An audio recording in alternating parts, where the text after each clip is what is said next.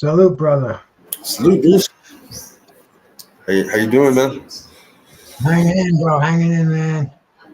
Now I'll tell everybody to jump in. I got a bunch of people jumped in on mine. I put the link up to share it, man. We'll get all the victory cats up here who won their fights this week and see what's up. Nice. Let me start from the top. Let me go to the top, Bruce. My bad. I had started it up 5 minutes early. Retro boxing and documentary, salute. Tony Boswell, salute. D Free, salute. Swoop Like Me, salute. Daniel Berry, sports highlights, salute. Daniel Agnew, salute. Remy, Manny and Vivo Marrero, salute. Ross Sanders, 86. Yeah, Caesar, Just Do, The Voice, what's up? Dr. Paul, salute. Thank you, we had a great weekend. Great weekend of boxing. All our guys won, bro. They won in fashion.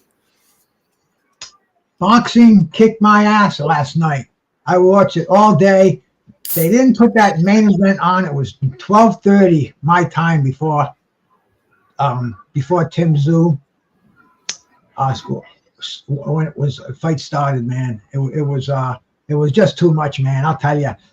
You know, I can't remember any time in my life where boxing did this. Even back in the crazy Coke days in the 80s, they just didn't start at this time. I don't know how boxing's going to survive on the East Coast with these, 12:30 starts for the main event. And Sonny's fight, man, I didn't watch that till today because, the thing is, I could do it if I had to, but I wouldn't do it justice because I'm not paying attention. I'm not fully sharp. It's just, It's too much, bro. It really is. It's crazy, man. Midnight in California, so it was like 12:30, 12:30. So it would have been like 3:30 your time when he fought. So yeah, Vince was an all-nighter. Vince's fight card, damn, that was from 12. That was an all-night. That was an all-night boxing party. Vince, man, he shined. So did Sonny, bro. They both shined heavily, man. Like Vince stole the ring girls again. He did his trademark still in the ring girls. Sonny knocked out his opponent. So that was a good weekend. I saw that, man. It's funny because that Charles B, salute my brother. There he is. The champ is here. The champ is here. We got the champ here, Sonny. What's going on, brothers? Hey, congratulations, brother. You shine, man. I appreciate it. Thank you, man. What's going on, Bruce? How you doing? You chopped that big tree down last night, bro. He was not trying to go down, man. Yeah, the crowd pumped you up. They started chanting your name, bro, and then all of a sudden the knockout came. Yeah, because I seen he was tired in the third round. Third round, I was like, oh, yeah, he's tired. Second round, I seen he was tired. So I'm like, okay, yeah. That's why I just started walking him down. Yeah. How was it fighting a guy that big, man? Was it a different experience? Did you have some big sparring partners come in there with you, man? Was that because it like one of my guys, Javion, that I used to spar with from Jackrabbit. I've been sparring with him for years, so he like 6'5", 6'6". So like I said, I'm kind of used to sparring with taller guys. So with taller guys, my thing is like, I'm trying to see how like aggressive their jab is. So like if you're not like throwing your jab with mean intentions, then I'm not really, he was kind of throwing it just to keep me away, and I'm like, I'm not staying away. So yeah. Oh, he didn't send the link. I sent him the link here. Okay. Oh, Vince was one in the link real quick. Okay. What'd you say, Bruce? I was gonna say, man, yeah, he slipped that telephone pole that he's trying to hit you with. Exactly. Whip that body, but you were catching them nice, man. You were catching them nice with the hooks to the head, man. It was really impressive. You know what that reminded me of, man? When I look back on the fights, that reminded me of Michael Mora when he fought this dude named Mike the Giant White. I don't know if you remember. No, I know Michael Moore, but I don't know Mike the White. Michael White was about 6-7 feet tall. Okay, cool. And it was on one of those Nights of Champions on HBO. They had Bobby Ches and Evander Holyfield and I think Tim Witherspoon and Jose and who was it? It was a big Cuban cat, man. I can't think of his name right now. Jorge Gonzalez. That's what it was, man. So see Angel's name out there. I'll definitely remember that. But anyway, man, it kind of showed how how a shorter, more compact fighter has to deal with a big guy like that. You got to get inside the jab. Exactly. You got to let him. We can use his height against him, man. You catch him in. You can use those pull counters. Get him with a check hook when he's moving in. It's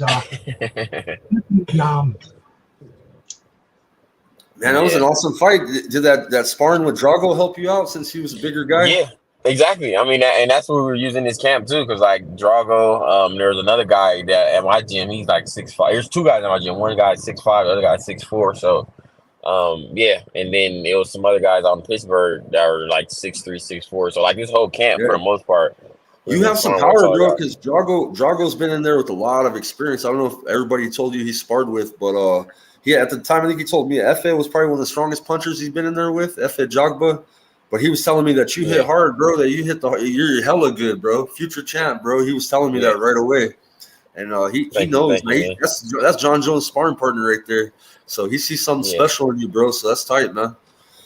Yeah, man. Drago was some good work. I appreciated working with him. Even though, he said he hasn't really been he just kind of started camp, so his conditioning wasn't all the way up. Yeah. But, he gave me some good second round, so I appreciate it. Yeah. And man, that whole crowd pumped you up, bro. They love you, bro. And they started chanting, bro. It switched the light in you, bro. And I told you that if you go back in the video, you can hear everybody start chanting, bro. And then all of a sudden, you brought the pressure and knocked this fool out quick. Yeah, it was good. And then what'd you do with James Toney? I know you've been studying him for years. He was with you during this camp. He was supporting you during this fight. He's real proud of you, bro. I noticed that he sees something special in you as well. That's a 4-division world champ. How'd that go with James Toney, man? This camp. It was just crazy because Sam just opened a gym out here in Van Nuys. So I told Sam I was gonna come to the gym, and James just happened to be him and Victor Ortiz were there. They just happened to be at the gym. And Sam was like, because I came, I think like that Tuesday, and it was the week of my fight. And Sam's like, I'm gonna bring James to the fight. So he actually ended up bringing him, man. Victor couldn't make it because he had his kids though, but I told Victor to come too, but Victor had his kids, so he wasn't able to make it. Yeah. That was pretty cool. Yeah, and that was definitely cool. Are you kidding me? James Toney is he's some people got him on the Mount Rushmore. He's just an amazing fighter. Offense, defense. I mean, he fought at 140 to heavyweight. I mean, I study so much. James is like, for me, it was always James, Pernell, Hagler, and Holyfield. That's the most film I watch in terms of fighters. I've watched, and James taught me all about shoulder rolls, being in the pocket, and standing your ground, and so I've always studied a lot of James. So to meet him, that was amazing. Yeah, when James fought Holyfield, man, that was a sad night. Yeah, I don't know. Yeah. It was made too late. Holyfield was how old was Holyfield? He was in his 40s in that fight. Yeah, he was too old. It was kind of sad. Yeah. Oh man. Yeah. And then, but just two greats. Kind of like the stage of Pacquiao and Floyd got in the ring. Yeah. Like everybody kind of. I mean, Floyd was kind of at the ring. Yeah. No, dude, I was telling Tim, man, your fight was on really late around here, bro. 3:00 in the morning. How did it feel fighting at midnight? Was that kind of weird, or were you? I mean, honestly, that's the regular at Commerce. So like, I've headlined there. This is my 6th fight there. I've headlined 5 times there. So this is my 5th time headlining. So every time I'm coming out there, it's around 11. So 11 o'clock midnight. So that's kind of the normal. Yeah. Did you see this guy's fight right here, Vince? Nah, I didn't get a chance to see it. Bro, he's shining, bro. He looked hella good. He stole the ring girls again, bro. He reunited with the ring girl from Japan and took her on a date. It was his birthday. He got victory in Japan. Yeah, man. He represented all of us, bro, in his trunks for his last fight. Vince did. That's dope. Yeah. I think Vince froze. Yeah, he froze on us. Yeah, he's out. He's at the mayor's office. Everybody's showing him love, man. He's gonna meet with Manny Pacquiao later, bro. He's having dinner with Manny. He's in he's in the same town as Manny Pacquiao, General Santos City, General Dos Santos. Freddie Roach knows who he is, brother. He gave him his first pair of gloves when he turned pro, and he's from the same area as Manny Pacquiao. He's 20-2, and he's ranked number 5 in the world, bro. In the IBF. What did he fight at? And he's got a WBO and a WBA Asia flyweight title. Flyweight, okay. Yeah, he's flyweight 112.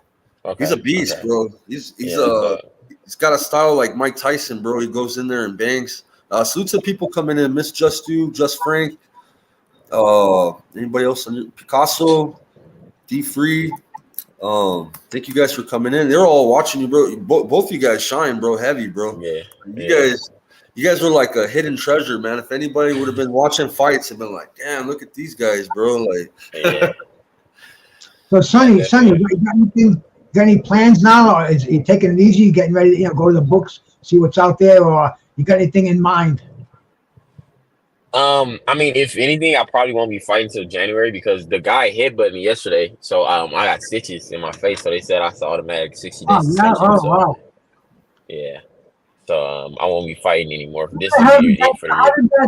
How did that big coach get down to your level to headbutt you in the cheek, bro? I don't know. That's what I was so confused. I said, "This is crazy. This dude just headbutted me, man. That was crazy." But so that ended the year for me. So did you expect them to? You didn't expect them not to recover, bro? After that shot, like you had a feeling that they were gonna give up. They're not gonna go into the 5th. I didn't know. I didn't. Honestly, though, when he got up and the ref asked, did he want to keep going? He said no. So when he went to the corner and they said it was done, I was like, okay. Because when he got up, he shook his head. He was like, no. Because the ref asked, like, you want to keep going? He was like, nah. So, because I kind of counted the knockdown almost right at the bell. Yeah. And then when he got up, the referee said continue, and the guy rang the bell right away because he just and that 1 minute he was not going to get those cobwebs out of his head, bro. I was just because sometimes they say is it better to hurt the guy earlier in the round or better to do it late in the round. In your case, definitely late in the round, man. Yeah. And then plus he hasn't had a fight in a while, so that's getting hit with 10 ounces, man. You kind of got to condition yourself to do that. Where the hell's Tim at? Let me call Tim real quick. Bad signal here. Oh, bad signal? Oh, okay. Bad signal here. You're at the mayor's office, huh? The mayor wanted to meet you, huh? Yes, I went with my schoolmates before. My friends. Nice. Hello. What's up? ¿Cómo está? Hey Vince, you gonna eat with Manny Pacquiao later? Tell him you're gonna meet with Manny Pacquiao later. You freeze on me? You gonna eat with Manny? No. Hey, you're gonna go meet with Manny Pacquiao? Pac-Man? Yes, after in evening. Nice. Hey, congratulations. You look good, Vince, right, Bruce? Ernest wanted to come up here and talk. Yes. It's funny, Vince, because I have a tough time staying awake. I fell asleep, but all of a sudden I woke up in the middle of the night and I turned it on and bango, you're just making your entrance, man. So I got to catch you live. Congratulations on me. I'll tell you, you still on the cloud 9 or what? You're still riding cloud 9 or what? No club because I can't drink. I can't drink. Okay. You got the girl, man. I stay only in hotel and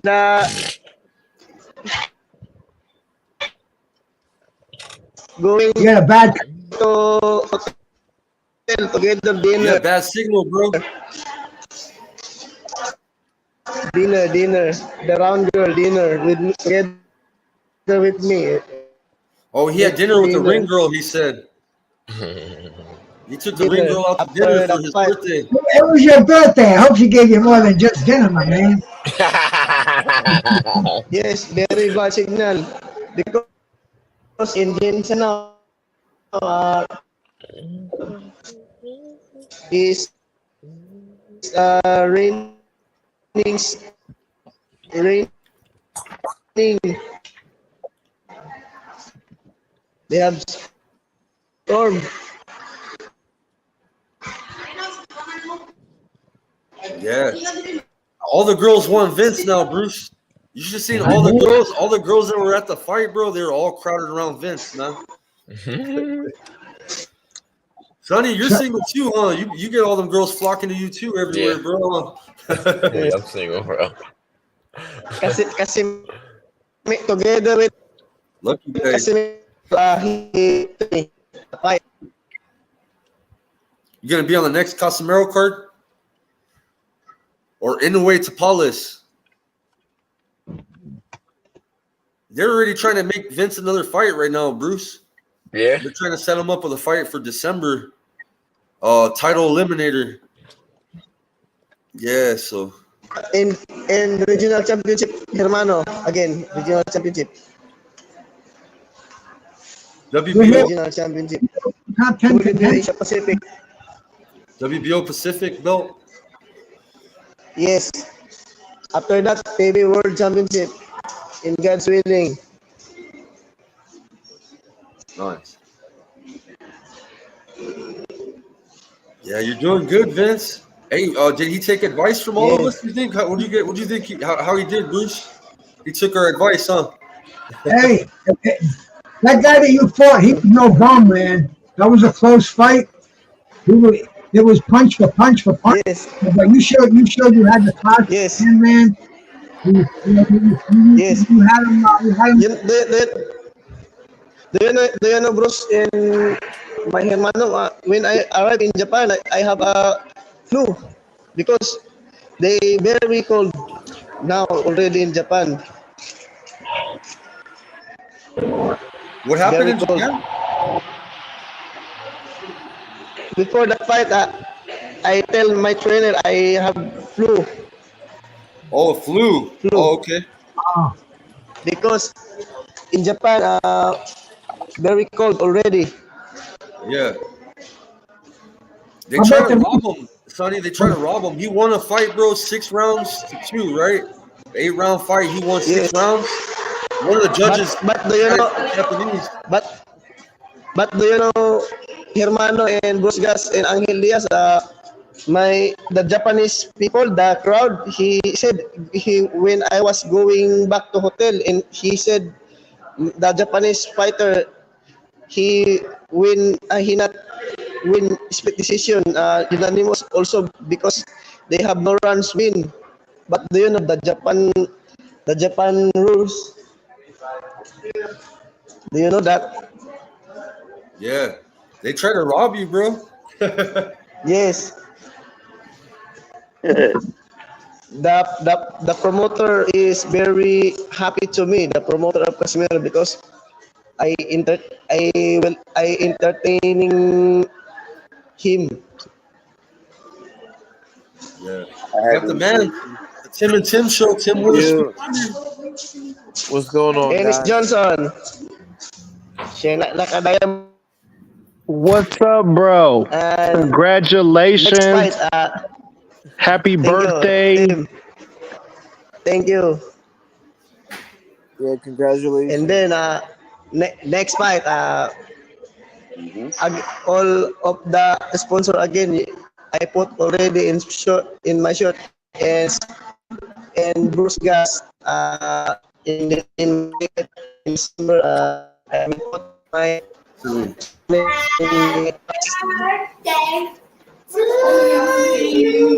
saying happy birthday. Hey, Vince and Sonny, babe. They're both on here. My family even knows Vince and Sonny. They're big fans of Vince and Sonny. Come here, kids. All 3 of them. Good.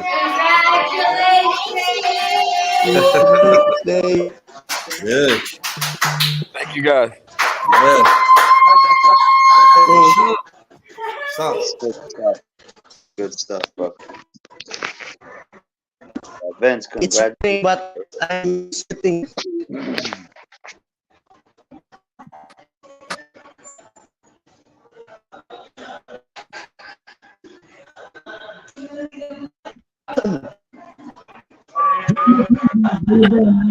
I'm very in Wednesday I'm going to run again innings I prepared on maybe December and February. If I win the fight, I can get medal of shots. I'm not gonna lie to you, Vince. I can't understand you, man. Your mic is chopping up, bro.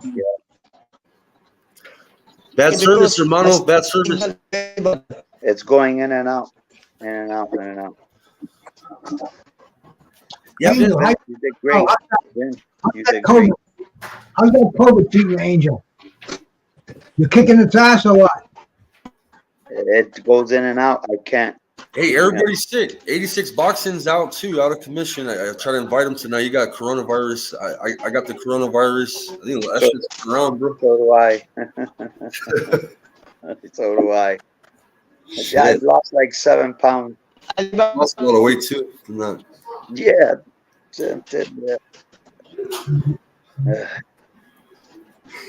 Oh well, it is what it is. My sister, like me, salute. Yeah, it was Vince's best birthday ever. Probably one of his best moments in life. He reunited with a girl he fell in love with in his first fight.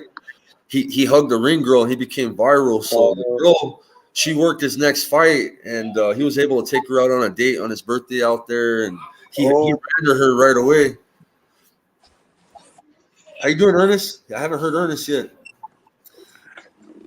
I'm great, man. I'm just sitting back playing my role, bro. I don't want to interrupt when other people are talking. And I'll make sure I told Vince happy birthday. Congratulations. Yo, my man Sonny, that was my first time seeing you fight, fam. Let me tell you, bro, all I heard was stabbing him to the gut, bro. Yo, that's how you get him, man. Good job, bro. Can't wait to see more fights, man. Definitely. Congratulations, Sonny.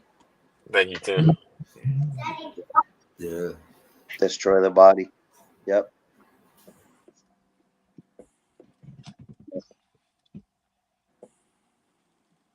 So what's going on, everybody? I mean, Man, it was a little bit choppy there for a second.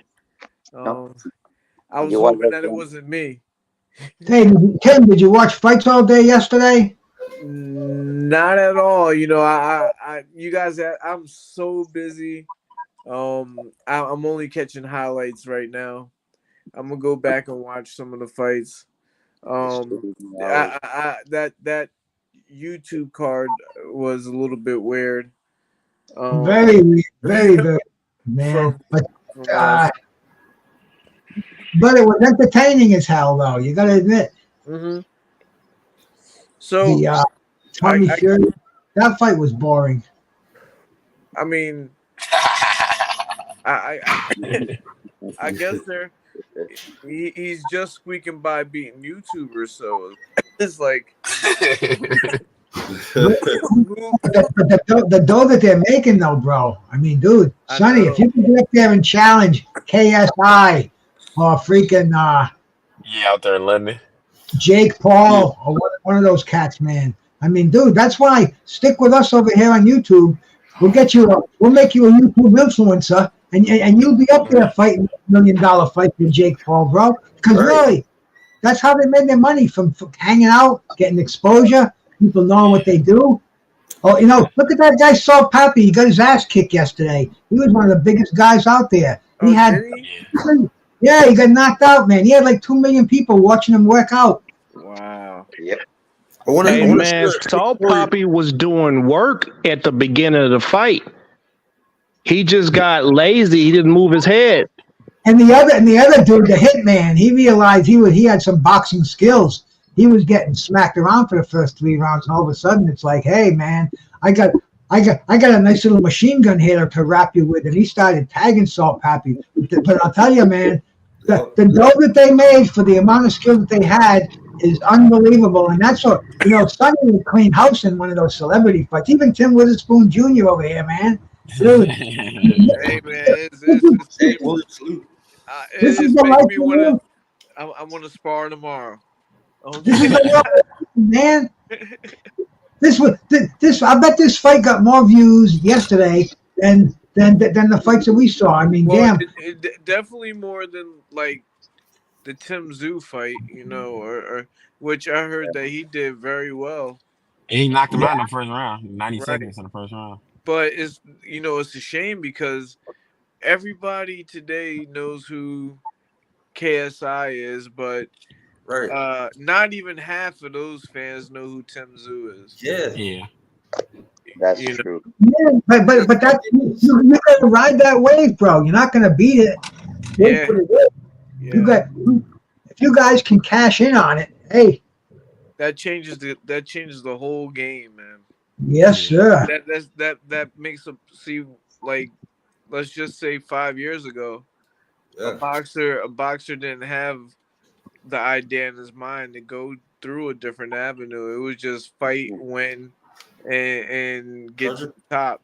Now Yeah. people are making a name for themselves on social media and YouTube, and they're finding different avenues. More Uh, exposure. yeah, I was chasing Rockline for a Yep. minute. That was the YouTube circuit, man. That wasn't the top 10 circuit that the only fighters could do 5 years ago. So this is a whole new game, a whole new landscape. Um, and it'll be interesting to see, like, what if someone like Gervonta Davis or someone like Bud Crawford right now in their career got a chance to go to that YouTube route? What would people say? What would people do? But Yeah. how could we ask them to turn down the money that they're getting for those fights? Yeah. I mean, Mayweather kind of did it with McGregor. Kind of. I mean, it wasn't really, but it kind of was. Well, but Mayweather was at his end. He's at the last Yeah. fight. Yeah. I'm talking about these. In their prime. It might not never happen, but Ryan Garcia could probably go over there and make tons of money. Absolutely. Yeah, absolutely. Yeah. Because he does have a big name in the area.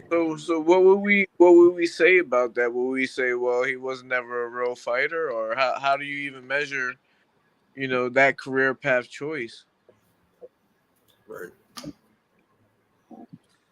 They're integrated. I just look at it, you can't really get mad at somebody for for expanding the revenue stream that they have access to. For sure. Right. I mean, I don't. So, you can try to say whatever you want in terms of he's not a real fighter or whatever, but If you can make that loot, make your family happier, hey, yeah. elevate your family. Yeah. That's the team right there. And boxers like you work harder, bro, than them fools, and you put your whole life into It's it. like, And they make so much more money. You know what I'm saying? And there's a lot of boxers out there struggling, bro. They can't work. If you're a full-time boxer, you can't work a full-time job. You know what I mean? So,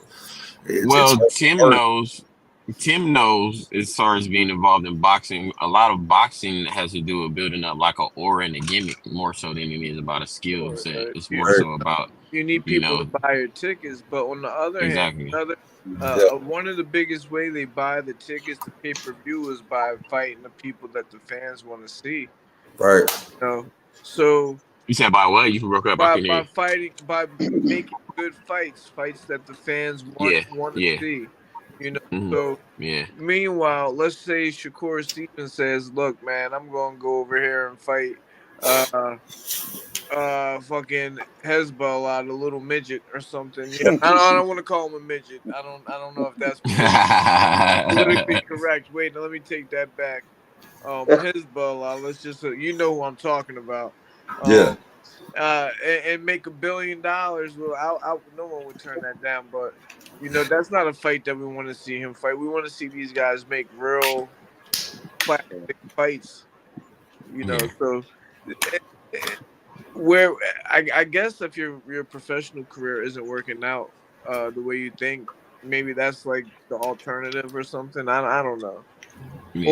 Or I think that's one of the acceptable ways. I'm sorry I keep talking about this, but I think that that's one of the acceptable ways, or if you already done everything that you could do on the sport, then it's acceptable for you to go that route.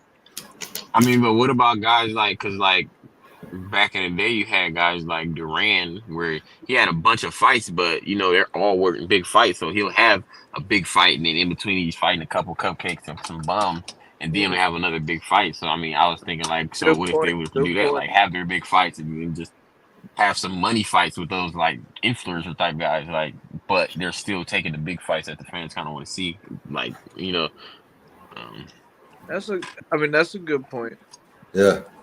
Frank Sanchez. yeah. Hey, one of my subscribers seen you on the Soto podcast, Sonny Marzette. He knows you from the Soto podcast. I was like, okay, I seen it on your trunks before, bro. So I gotta Okay. check it out, bro. Yeah. I flew out there. Their podcast out there in Washington. Oh, okay. Yeah. Lot very interesting today. Guys, it's all money. It's all money. Hey, Jared Anderson said his hand is hurt. They said Frank Sanchez sent the contract. Okay. And no, all right.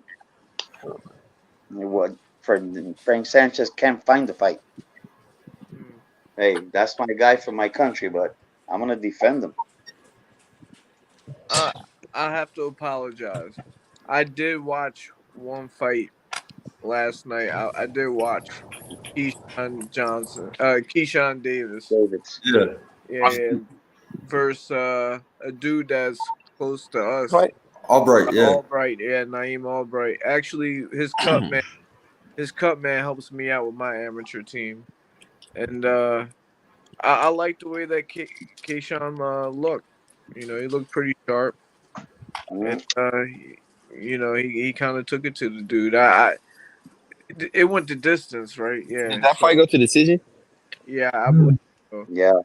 That would Yeah. Davis? Actually, Okay. I remember because, one judge had the fight a draw, which was crazy. So yeah, it did go to the scorecards. Yeah, because Albright was a very talented fighter, but Keyshawn was just so much more talented. He made Albright Keyshawn look got caught one time. Remember? regular guy, bro. But Keyshawn won that fight for sure. Albright couldn't get any punches off. He didn't get any chance to out any offense. You know, Keyshawn, he's not a power puncher either, man. You know. Yeah. Albright showed pockets here and there of what he could do, but he never really caught a good rhythm.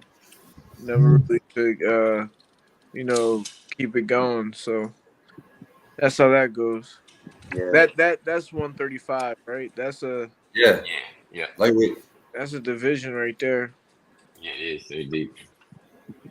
Hey Tim, let me ask you a question, man. Did you see their pre-fight press conference, like the last one with Keyshawn, and they had all the guys on stage talking? It was like 3 fighters on each side. Which Tim? You. Oh no, I didn't see it. Okay, did anybody on the panel see it? Yeah, I seen it. Yeah, I seen the press conference for the fight, bro. I mean, what did y'all think about that? Because I feel like I didn't like the way Keyshawn was representing himself. I felt like he was being He's a villain. Yeah, he was being classless, bro. Like you have the 2 European fighters on either side, and they just sitting there. You know, they just cool, calm. They ain't talking no trash. You know, Keyshawn was kind of acting ignorant, and I feel like you shouldn't have to do that. Like they don't do it. They get to sit up there and be cool, calm, and collective, and let us act a donkey. Yeah, and still get the views. Some fighter, yeah, that's what I was going to say. That's what it comes down to. Some fighters feel like that's what they have. Because you've seen that's what Haney did with Lomachenko. Like, Haney doesn't usually do stuff like that. And like, yeah. Was he trying to sell the fight? Well, I saw some pictures of Keyshawn. And I mean, I'm not trying to stereotype no one, but maybe that might be who he is. You know, he might be.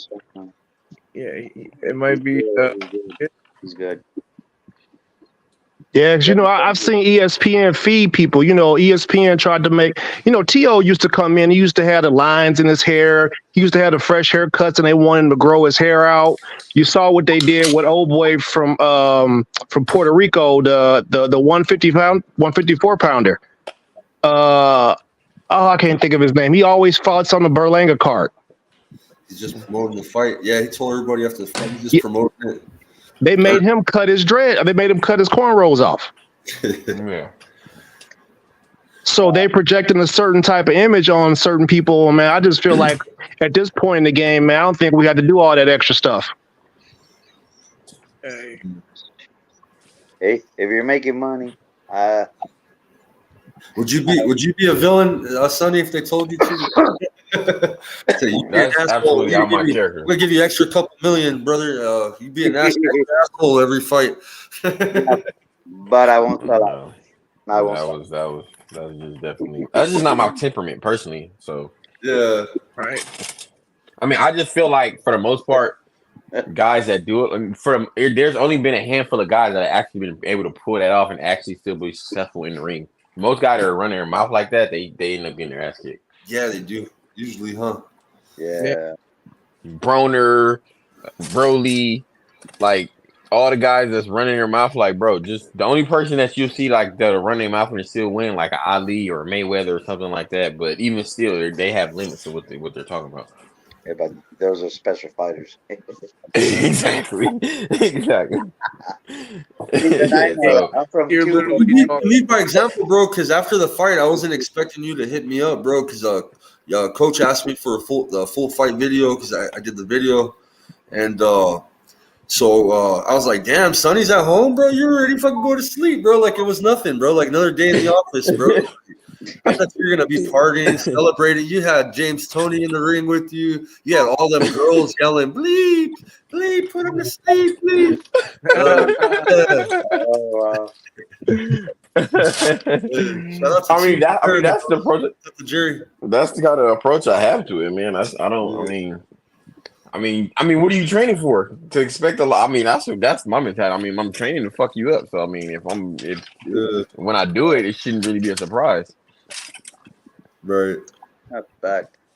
Are you taking any time off between this fight and getting back in the gym? Yeah, so usually after every fight, I take a week off. But with this one, I gotta let these stitches heal. It's Hill. Oh, that's right. Yeah, that's right, bro. Yeah, you're not fighting until next year. Last time you went on a vacation, a nice exotic one, didn't you? Something like that. Last fight. It was my coach's girl. It was her birthday, so we went on a cruise and we went to the Bahamas. So that was for her birthday. We did that. Yeah, but if you got stitches, you're gonna need more than a couple of months. Well, they said I'm suspended 60 days. 60 days for and then another 60 days. Well, not necessarily 60 days, but 60-day suspension, and from there, the doctor has to evaluate or clear me to be able to fight again. So you're looking at another 120 days, maybe, probably. Possibly, yeah, potentially, yeah. That's a good break, bro. You put in a lot of work this year, bro. Like, enjoy the holidays with your family, bro. You know what I mean? Stay focused on the craft, of course. Don't let up on the gym, but just know that you got time to work, bro. You don't have to go, just put in your work every day. You don't. I mean, bro, we got 10 fights. We got 10 fights in less than 2 years. I went pro last February. I already got 10 fights. 10 fights already. So we've been working. It's good. The fights keep coming quick for you, huh, bro? They keep giving you some. Who's doing the matchmaking? How does that work, bro? They're scouting these people out for you, bro, or what? They're looking that promoter Ed Holmes, man. He does his work, man. He's getting me quality opponents. So like when the first fight I had there, he didn't know who I was, so he kind of gave me like a tester just to kind of see who I would. He gave me a guy that was 1-2, but from there, I've been fighting all opponents with winning records. So like. After that, I was like 5-4, 5-0, 6-0, 13-12, and then this guy 15-1. So he's been getting some good opponents. Yeah, Just 2 said, "Good shit. Salute to the champ." Thank you. Yeah, bro, and I know you're the goods too. When Drago tells me that, bro, because I know Drago's been in the ring with a grip of good work, bro. So he tells me like Yeah. he's special. Yeah. he told me about that guy Atif Overton because he's like Yeah, my yeah, weight yeah, class. And I was yeah. sparring with Drago, and he was telling me Atif's your weight, bro. You know what I mean? Uh-huh. And he's like Atif fucks me up. He's all like, you know what I mean? So. Yeah. He was a tough coach on me, bro. Drago knocked me out a few times, bro, in the ring. And I haven't been knocked out in years, bro. So that shit's a trip, bro. I got knocked out. Man. That's boxing. That's boxing. Yeah, Yes, I sir. thought I was tough. Hell nah, bro. I'm glad I got back in the ring just to. I'm gonna be 48 in December, so no, thank you. Tim motivated me. He fucking went in a fight and knocked the fool out. A WWF wrestler. He motivated me to fight. Remember? You know, my fighters got fights coming up. I'm thinking about probably sparring a lot of them, getting them ready, you know, for their fights. If they can, Yeah. handle some of what I got, then they'll be, they'll be okay. So you guys motivate me too, Bleep, getting the job done, running on the beach. You know what I mean? I wish I was young again. Running on that sand is no Yeah, joke. man, doing all that Yeah. stuff, living it up, man. I'm happy for you. Getting to meet some of your idols. That must be Yeah. cool too, man. That must be like that's probably you win the fight, but to do it like in front of some of the people that you look up to, Yeah, it felt amazing. that must be a good feeling, man. Brother Jay Yeah, Gibson. definitely was a good feeling. Yeah, thank you, Champ Ross and Demetrius Bray. We all pitched in on sponsoring Vince, Sonny. We did pretty good with that, man. And That's amazing, man. That's dope. you represented us, Y'all, man. Yeah. Sky, this been a good year for you, Sky, man. You guys been doing it. Yeah, we all come together. We can do shit, bro. And we can do For beautiful sure. shit, bro. I'm not greedy. Yeah, I'm not a scam artist, bro. I'm out there trying to promote yeah. the love of the sport, bro. And we can just build off of that, bro. It goes a long way Yeah. when you support people. You're on the verge of becoming a world champion. I know you're not gonna forget about us, So I love y'all, man. I appreciate that. shit's getting real now, bro. Like you're already top 3 in the country, bro. So I remember when Glennon was above you and all that shit. Right? Is he still above you or no? Not even, huh? He's behind you now. Well, they moved me to number 5 because Joe Smith. When Joe Smith came up to cruiser and Marcus Brown.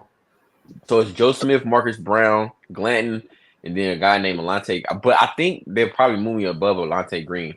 Whenever they update BoxRec, but it's a guy named Alante Green I think he's from like Cleveland or something like that. So they got me. You might have to go fuck his world up, and that'll move your rank. Any of those guys on rankings are good targets. Yeah. Yeah. Hey man, them dudes from Ohio, they move funny, man. They be coming to the ring with dogs and stuff. Pit bulls and everything. You're like the new boots of the cruiserweight division. Yeah. I don't see none of these cruiserweights beating you, Sonny. I don't. Do you guys see any cruiserweight beating them right now? I'm looking forward to it, bro. I love pit bulls. Sorry. I love it. Yeah. Oh wow. I mean, but all the we'll see when we go to because all the cruiserweights that are like of any like sort of status are in Europe, so that's kind of like where we have to be going. Sonny, where does your nickname come from? How'd you come up with that? From the streets, from street life. Well, that was my moniker in the streets. Nice. You're gonna enjoy going over to Europe. Yeah, I'm looking forward to it. It's so calm. Yeah, I know. It's so different. Yeah, I know. For me, from Miami, Florida, I've gone over there. It's so calm. It's just different, man. It's different. Yeah. You go to some of those countries where boxing is like we have football, baseball, boxing is one of those top sports in most of those European countries. Yeah, exactly. 100%. Oh, Yeah. The whole country gets behind it, and Yeah. so it's just a different feeling for a fighter to go over there. It's crazy. Yeah. I mean, because a couple of guys that do that, the influencer boxing, like I mean, a lot of them train out here. So like Dean and B Right. Dave and Medic. So like I meet them and they say like out there, like how how entertainment is so big out here. They don't kind of have that out there in terms of like every weekend there's some sort of concert or something out there. So Right. like. Right. Out there, that's why it's so big out there. Because like when they have like those sort of fight shows and stuff like that, they don't. That's like the biggest thing out there for that time. Exactly. I gotta go to the bank. I gotta put these codes. Check this one out. Pete Rose, look how young he is. Oh man. Yeah, got it. The gambler. Al K-Line from Detroit, one of my favorite players. I mean, I gotta go to the bank and take these. Look at another one. Yeah, Jose. Yes. Thomas wants to trade you, bro. Oh wow! Look at Jerry Rice. Jerry Rice, please. No, wait, but Yeah, wait, but, that's his rookie card. But I got Dukes. I got two of them. I gotta jump, guys. I'm going to prison tomorrow, so What? no, I'm going to speak to some guys in prison. So Oh, okay, going to okay. do some volunteer work. A friend of mine, Level Martinez, we go to prison and we talk to the young man. Yeah. So Level Martinez. Hey man, much love to you, Sonny, man. We're always rooting for you, bro. We're gonna always follow you, bro, and promote you, bro. You know that. Yes, I appreciate you guys, man. Keep up the good work, bro. Yeah. For sure, Yes, sir. bro. Much love, man. For sure, bro. Congratulations once again, man. I'll see you later on, bro. Thank you. Take care, guys. All right, take care, brother. Care. Yeah. Teddy out there, man. Traveling Fools. L Dub. A lot of cats. Man. Thank you, cats. Bruce, let me tell you, and everybody, Level Martinez, brother, he was the worst person you'll ever meet, and he just switched up. He goes to every city, bro, just trying to change people. You know? Hey, thanks for finding my channel, Oscar. Appreciate you, brother. The other one got hacked, bro. Not hacked. They got taken down, bro. Hacked, like cut, terminated, bro. Oscar, that's Oscar from the Bronx, right? That's Oscar from the San Diego, Tijuana. Yeah. Teddy, we were just talking to Vince Paris. Yeah, what happened? Flyweight. I don't know what happened to him. Here, let me hit him up again, see if he has better service. Let me get him back on. And Sonny Bleep Edwards. Just on here, man. Cruiserweight. We're talking to two fighters from two fights who you probably haven't watched this week, and man, it was a huge week for boxing, bro. I guess a lot of big names. Yesterday actually wore me right out. I couldn't even keep up. I couldn't even watch all the fights. I had 3 cards going on at the same time that I was watching, and the Oscar, the Golden Boy, they had their card free. The what's his name?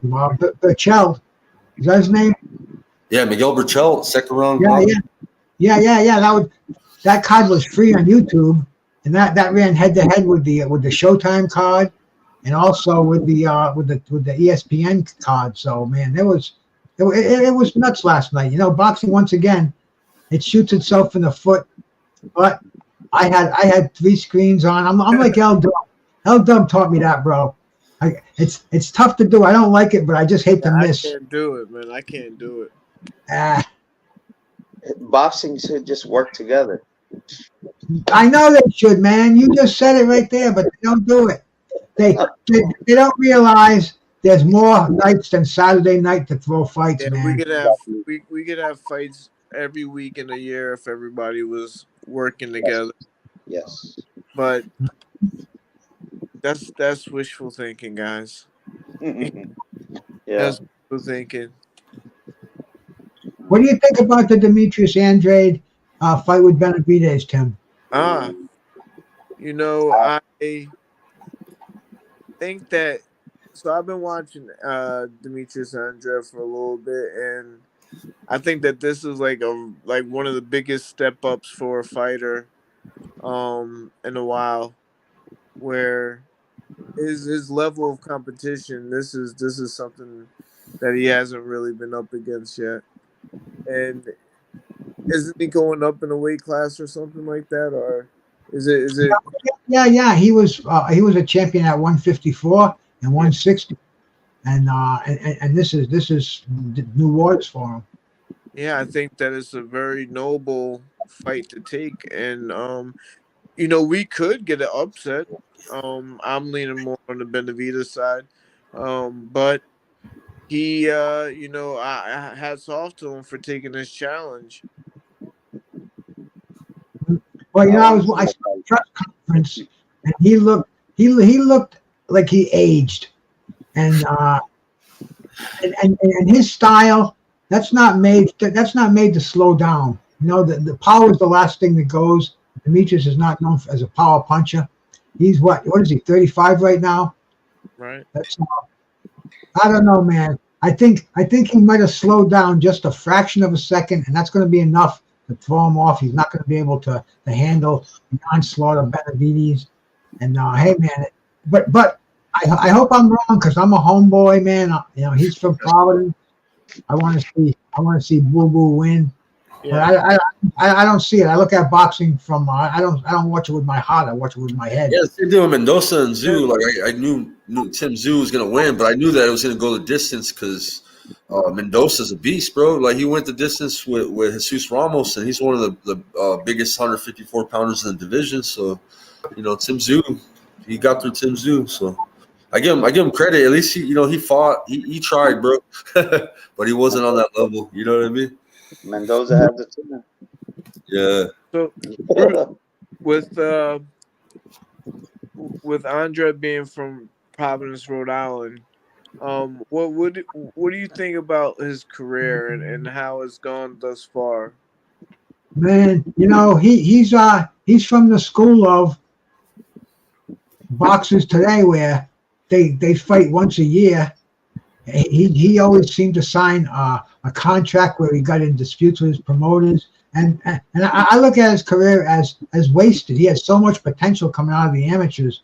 He had a unbelievable amateur pedigree, and he just didn't. He wasn't active enough. Even people in Rhode Island, only the hardcore boxing fans know him. Whereas guys like Vinny Pazienza, everybody knew who Paz was, and right. You know.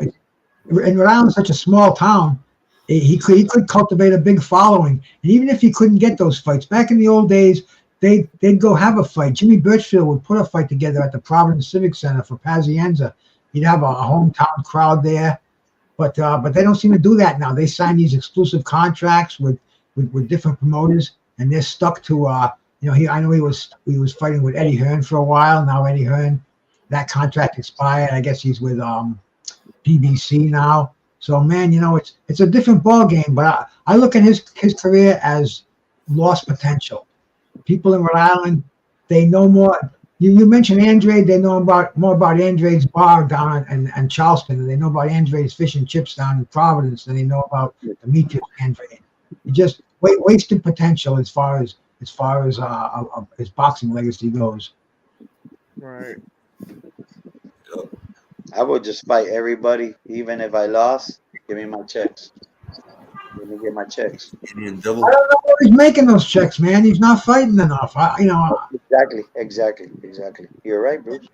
Yeah, I don't know where the money comes from, but you know, he made big money for signing, and you know, I guess he gets 6 figures when he fights. So, Wow. No, I guess that's pretty much the. You know, I mean, I'm sorry, 7, maybe low 7 figures in some of his fights. Yeah. I don't know. It's not a legacy career. That's what I'm saying about him, bro. Okay. It's easy to become a legend in Rhode Island, man. You know, this is a small pond. I have a story to share with you guys. So I did a reel for Sonny, right? I've been doing all his for his family and friends. I always share his fights, right? So Monster Yo blew up my shit right again on Instagram, Right. and I had someone reach out to me, bro, and there was a fucking backyard promotion out of Inglewood, bro. They know, I guess they follow Sonny, bro. And they thought I was his manager or some shit, right? So they're asking me, no, they're developed, bro. Vice did a story about them. They built this shit in LA, bro, this fight club, and fight club got big, kind of like what they were doing with Kimbo Slice in Florida, back type, that kind of shit. Wait. And boxing, but it's big during COVID. They closed all the gyms, so everybody was ended up going to his house during COVID. They would hold COVID parties there, fucking fights. Everybody during COVID, everybody would be doing these fights. And Vice did a story. It was on World News. Bay Street. And, he's got actual boxers that are wanting to do boxing events through USA Boxing. So he's trying to get sanctioned. And he's trying to do the same thing as Redneck Brawl, and he's big. He's got about 500,000 subscribers. It's called Backyard Squabbles. I'll send you the links later. No, I'll I send know. you the message he sent me, but it was kind of weird that he sent me the message. And I connected him with Coach Green, bro, because Coach Green got a hold of the redneck people, I guess. So he knows those redneck people. Maybe they could set something up in LA, bro. Not no redneck brawl, but like a LA brawl, some shit. You send them street beef. And the But guy's name. I think you like it, bro. There's It's some called tough street fuckers out there out of LA, bro. I'm not lying, bro. I have to send you this link. They got good fights on there, bro. Not no bullshit, right? The hillbilly fights, bro. They got real good fights, bro. Send them street beef, and the guy's name is Scarface. Oh no, Yeah. They're trying to do street beefs, but in LA, man, basically. But They want me to open. they're trying to get sanctioned though through USA Boxing for some of their fighters. They want me to open a place down south, but that a 5,000, bro. I can't sell my boy out. I can't sell him out. He's the one who runs this down here. So I go to Data 5,000. So yeah, why not have street beefs versus their crew? They could put on, you guys could put on some sort of tournament. we already have a gym, and it's a triangle. It's not even a square. So you can run from the corner. I'm sure Miami has the same shit too, bro. But this one right here, these guys are out of LA though. I'm telling you guys. The girl right now, Jamie Driver, who has a contract with Data 5,000, and she's. Oh yeah. But they're doing they're doing the bare knuckle. Yeah. But Data, remember his heart, man. Data's heart is not too well. Yeah, he was in the hospital for a bit, Yeah, I'll send you the link to their Instagram, Tim, on your Instagram, and Bruce. Whenever you want to talk to Data,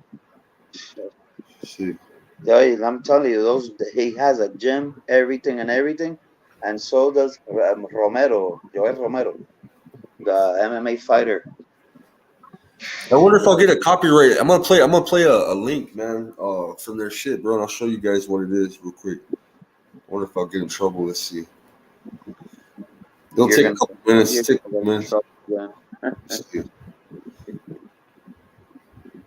I'm gonna share it to my email, and then I'll pull it up. I'm telling you, look, one of the best people you ever would have met would have been Kimbo Slice. I met that. He looked like a freaking huge freaking monster, and I was like, what? Sure. Nicest person you ever meet. Yeah, the nicest person you ever meet. They got 8.69. I don't know if I should share their shit, bro. They got it's Vice News, bro. You think I'll catch a copyright off of it? Ew. I don't know. Yeah, fuck it. Yeah, nah. You get tagged. You show Vice News, man. That's Mayhem Miracles. Yeah, it's called Backyard Squabbles. You have to check it out, Bruce. You'll like it, man. I'm gonna share it to you guys. Next time you put it in the chat. I'll put it in the chat that Vice News story about them. Bro, when these guys get in touch with you, ask them if you can show their fights on your show. I should, huh? Because Coach Green's already talking to them on the phone and shit already, bro. So Coach Green works at USA Boxing, bro. I don't work with that shit. You know what I mean? I just know with Border Wars, they try to get us to go through USA Boxing when it got to Vegas, because Vegas, the liability, none of the hotels or any of the places would allow you to have a fight. You know what I mean?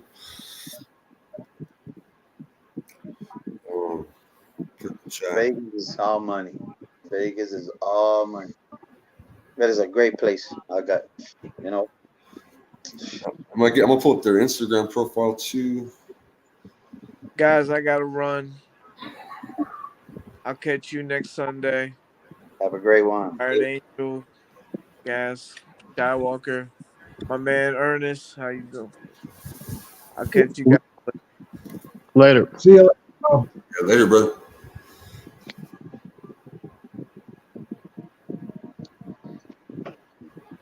Johnny's Combat News. Salute.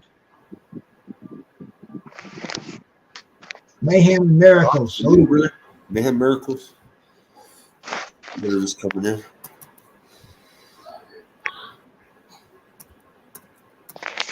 Daniel Usyk Fury, he can't run. So, bro, the only fight we haven't talked about was the Janabek and the Galtieri fight, or non-fight, if you want to call it that, man. Yeah, Janabek didn't look like a boogeyman in this fight. He looked fundamentally sound. He looked all right, you know what I'm saying? But he didn't look like the scary boogeyman that they portray him as this fight. So I'm thinking that Carlos Adames fight, man, that'd be a good matchup between him and Carlos Adames. That'd be a good fight, bro. Yo, Tim, you don't think Janabek was purposely not putting it on old boy so he didn't scare anybody else away? Because he has had a hard time getting fights. Never thought of it like that, bro.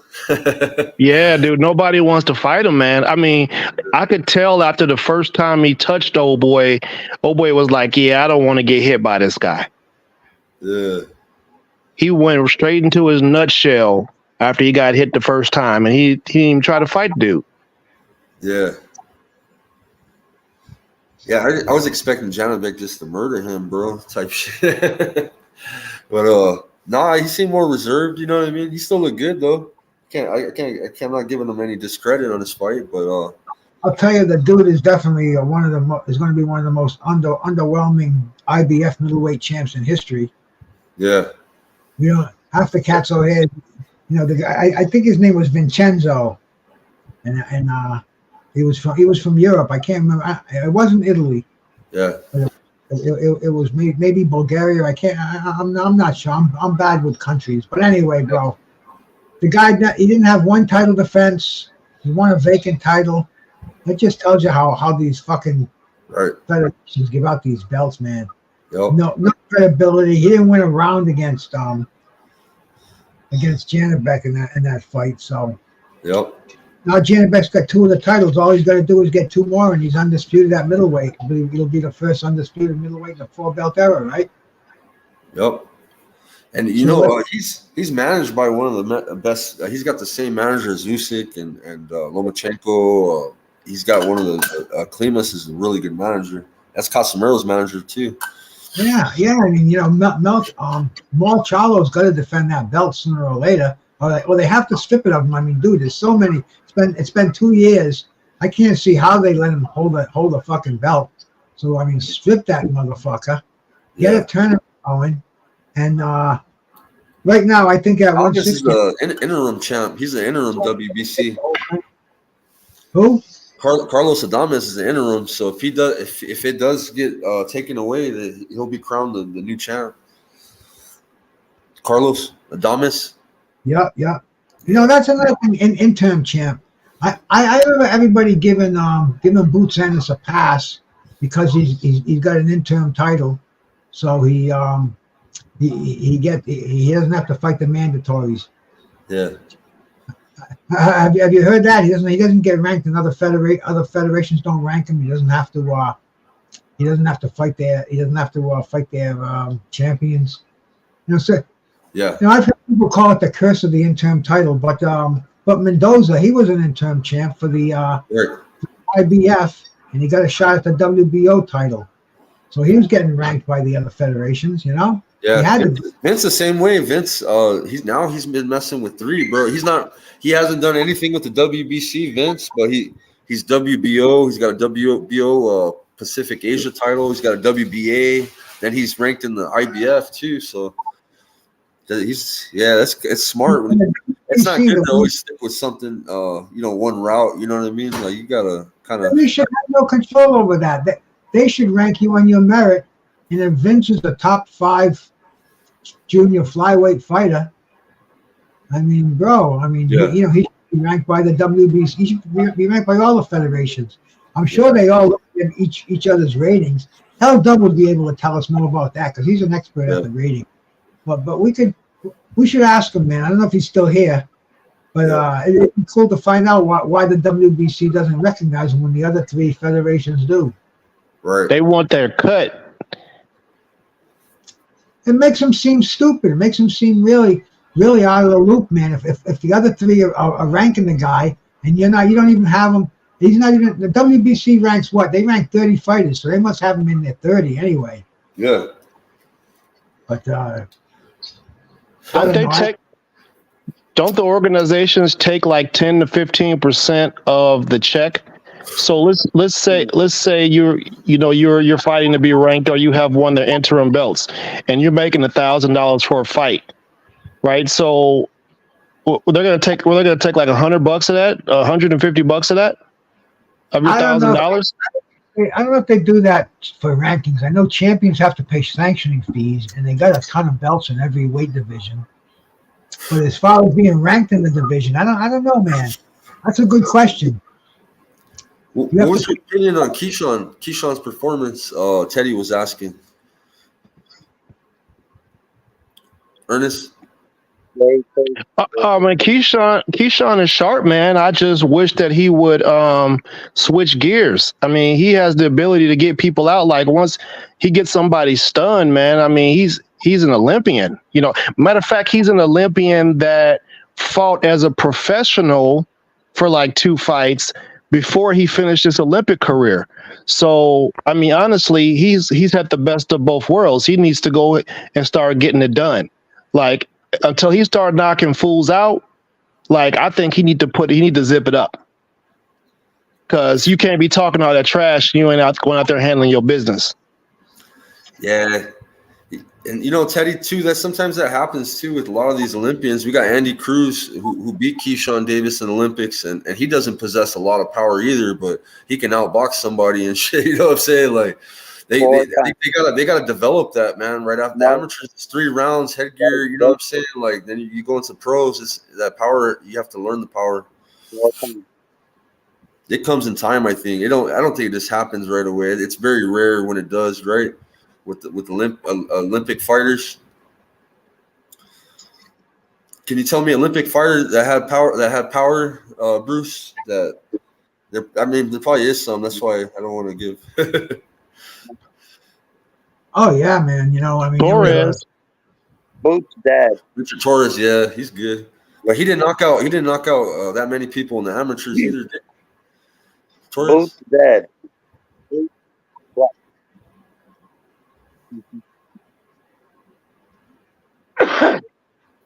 Boots' dad is doing a great job with Andy Cruz. Just watch. Wait, trust me. Boots' dad is huge. He's huge, and he's showing him how to step on punches because you know what he's doing. He's putting huge gloves on him. That it's different. It's different. Trust me, Boots is gonna get faster because now they're sparring. Just watch. Let it roast. Damn, I want to hear Bruce repping Boo Boo the way Jose reps his Cuban fighter. So. Oh, Boots is one of my favorite fighters. Boo Boo's got a big fight, Bruce. He's gonna be repping Rhode Island. Yeah, bro. Nah, I'm with him. I like him just like I like the Patriots, but I know with my head, I go with my head. And I think, Boo Boo, I wish he had more. I wish he had fought more, because people around here really aren't. There's a lot of believers. A lot of people believe in Boo Boo, man. I swear they do, bro. I go to chats, bro, and not everybody thinks that the Mexican Monster is going to be able to do his thing against an awkward style. They think that Boo Boo is going to be too tricky for him, and he's going to end up fucking up Benavidez. I've been hearing that. I want to see it, though. Let's see it. But I'm with you, Bruce. I got the Mexican Monster winning, but there's a lot of believers in Boo Boo right now, man. That's why right now. It can only be settled in the ring. That's what it'll end all these arguments, because that's what social media is. Power, he brings volume, Benavidez is not a strong puncher. He's a volume puncher. I call him the octopus because he unloads combos. And yes, I like him, Teddy, bro. I think he done switched he switched face, man. He's looking way better his last fight, bro. Yeah, talk about low blows. Remember that fight, Bruce? Which fight? The F.A. Jogba getting hit in the nuts all night long. Oh yeah, that was painful to watch. Hey, has David Benavidez fought a left-hander? Like, what's the last left-hander he fought? That's what I was gonna ask right now. What was Caleb Plant's Orthodox, right? Yep. Jay, let me tell you, David Benavidez is going up to 175. He said no to Morrell. Benavidez beat a slick fighter too, though, right? We consider Caleb Plant a slick super middleweight. So yeah, but Boo Boo is different, man. It's not just that he's left-handed and slick. He different, man. Like, listen, man, I like David. Personally, I think David's come forward style is amazing, but Boo Boo controls distance like nobody else's business, and he's left-handed. That's a problem. Yeah, it could be. A lot of people are believing Boo Boo can pull it off. I'm not saying Boo Boo gonna win. I'm just saying it's gonna give David some fits. I want to see it. Yep. I don't know who I would pick in that one, to be honest. I gotta think about that one. I'm not betting on that one. Yeah, salute to 420K.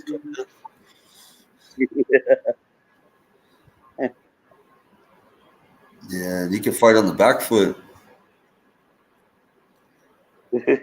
Yeah, he does that. He sticks his arm out too, and he fights. He parries to stick his glove in their face and shit. Yeah, he's got an awkward style, bro, and that style is a style you can't really prepare for sometimes in the gym. You know what I mean? Awkward styles, because you can't find people that have that same style. You know what I'm saying? It's hard to find that shit. Salute pounds. Got David, but wouldn't put money on it on that fight. The Caleb Plant fight, I thought that was going to be a tough fight for David. I thought that was after he had knocked out the dog and shit. You know what I mean? He done planted him and shit. I want to see Caleb Plant and Jamal Charlo. I mean, Caleb Plant gave him a slap in the face. Yeah. And they're at the same weight right now. It'd just be a beautiful fight. It would sell big. I'd be interested in it. I think they're pretty much at the same level. If they don't fight each other, it's going to really be a black eye in boxing. It's a perfect fight to make. Neither one of these guys. I mean, I heard they do have a comeback fight for Charlo. How about Morrell? Yeah, that would be a great fight too, man. That would be a better fight, but they don't have the animosity that Plant and fucking Charlo have, with that slap in the face, social media the way it is. That they got to on that, man. That's tickets. I don't know what they're waiting for, man. You got a perfect everything about the fight is money. Everything about it. Yeah, it's a good. That's smart. Well, That's smart. Everything. Charlo is beefing with the Charlos beef with everybody, including their own family members.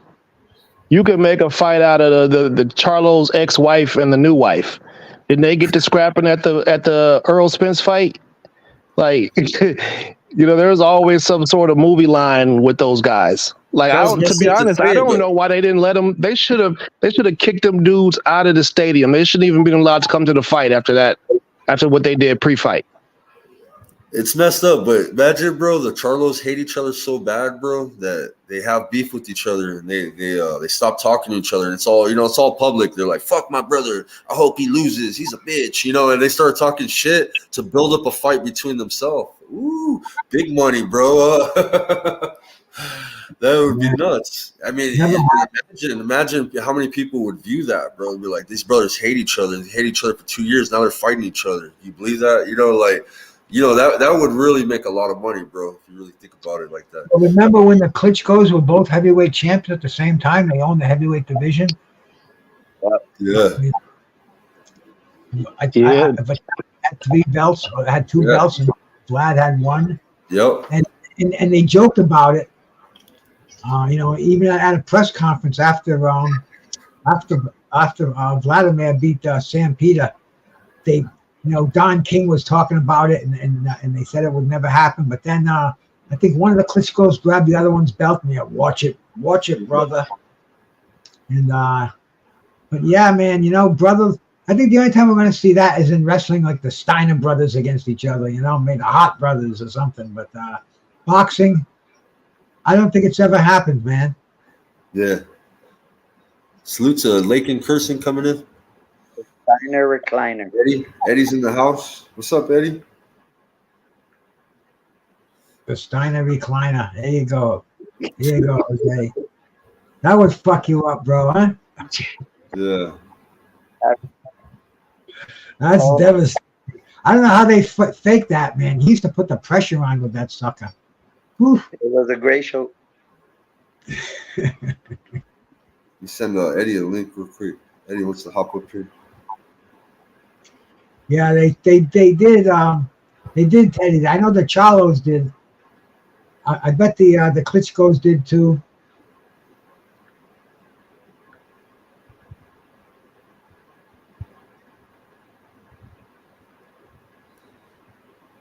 I feel a certain type of way about the Charlos, man. I just do. I used to like the dudes, but then I just started seeing all the conflicts and stuff they was always having at fights and talking trash and smacking phones out of people's hands and stuff like that. But then when it comes to actually getting busy in the ring, it's a whole other thing. Like that energy that they got outside of the ring, they should have it inside of the ring. I don't know. How you gonna let a dude slap the taste out your mouth like that and then you don't even like if there's a police case that's going to be passed off, they're like, what, these dudes are professional boxers. He slapped them. Go ahead, let them get at it. You got to get your get back from that. You got to get your get back. They need to run that. Keith Thurman started his career out. Yeah, man. He was on top of his shit, bro. That whole Pacquiao fight fucked his whole shit up. He could have made something of it. He could, Manny Pacquiao is the 8th division champ. Like, that's one of the greatest fighters, bro. It's no shame in losing to him. And it's just that he talked a lot of shit, bro. So I don't know if that, you know what I mean? But man, he was good, bro. Like, I don't know what happened, bro, to Keith Thurman. Injuries. Yeah. One-time career Thurman, huh? It kind of goes with his name, though. It's kind of sad to say it, though. One time, yeah. He should have smacked. One time he was really good. Now he made a lot of money in his career, man. Yeah. He's still decent, bro. I say he's still whooped the shit out a lot of welterweights, but the tops, bro, like Boots and Virgil, a healthy Virgil, Stanionis, they would destroy him, bro. Well, everybody knows he don't like it to the body and can't take it. He spit that mouthpiece out. Yeah. That mouthpiece coming straight out. I have Spence destroying Thurman, man. Yeah. She's got married and lost in the Italian style. Like Jose. I would have no interest in watching Spence and Thurman. Yeah. Well, he wants to fight Clarissa now. That's the deal. Every time they interview him, he's talking about the Clarissa fight and shit. It's like, bro, get over it, bro. Like, why you want to keep talking about fighting the female, bro? You know what I'm saying? Like, well, I think Clarissa was the one that was talking trash to him. You know, in the Olympics, her and Earl, they spar for real. And, Earl don't take it easy on nobody in sparring. facts. Clarissa said Earl was, he was hitting her to the body like he be hitting other people to the body. But I mean, she be fighting at 168, so she could take something. If she could take that, she tough. Yeah. Teddy's got a point. Everyone can't handle the coochie. That's all facts, man. Clarissa different. The coochie can change you. Yeah, wow. Unless you got a good woman. Make sure you don't get no nana before during count though. Man, we got to get Vince back on here, man.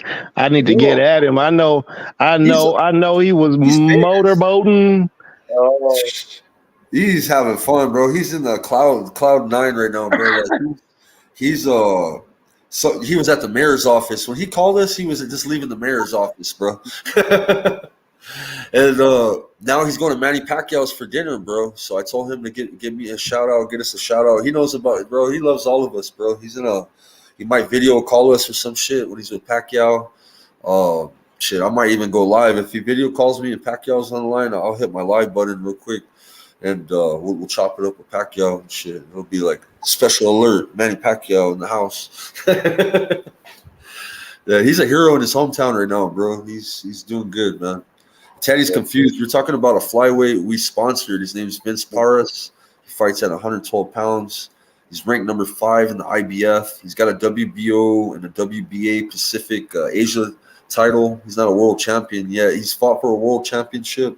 Lost to Fujigata, or I don't know how to pronunciate the guy's name, the Japanese that he lost to, but he had lost when he was 19. He's like 24. He's got a great record of 20-2 with 15 knockouts.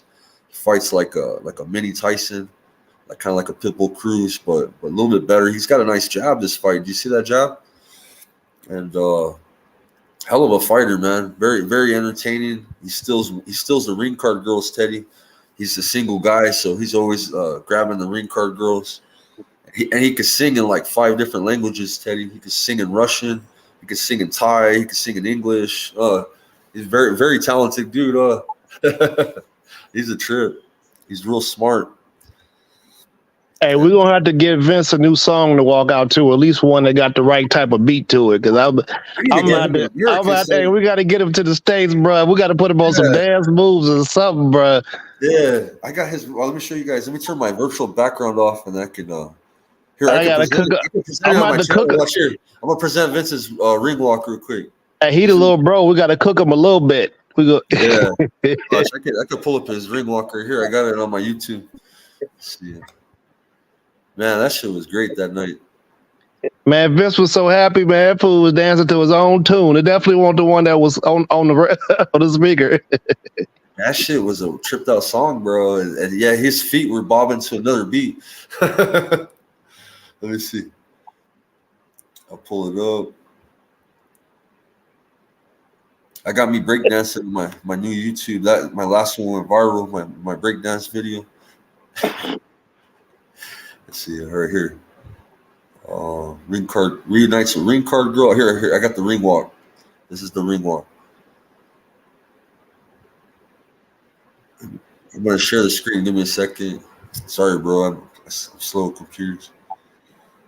It sucks when you got like 10,000 people waiting for us, huh, Bruce, to share a screen, huh?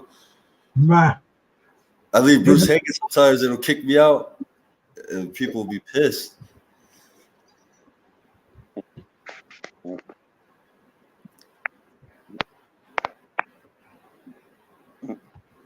Can you guys see it yet? No, not yet. There we go. Yeah, I'm gonna main screen it and then I'll play it.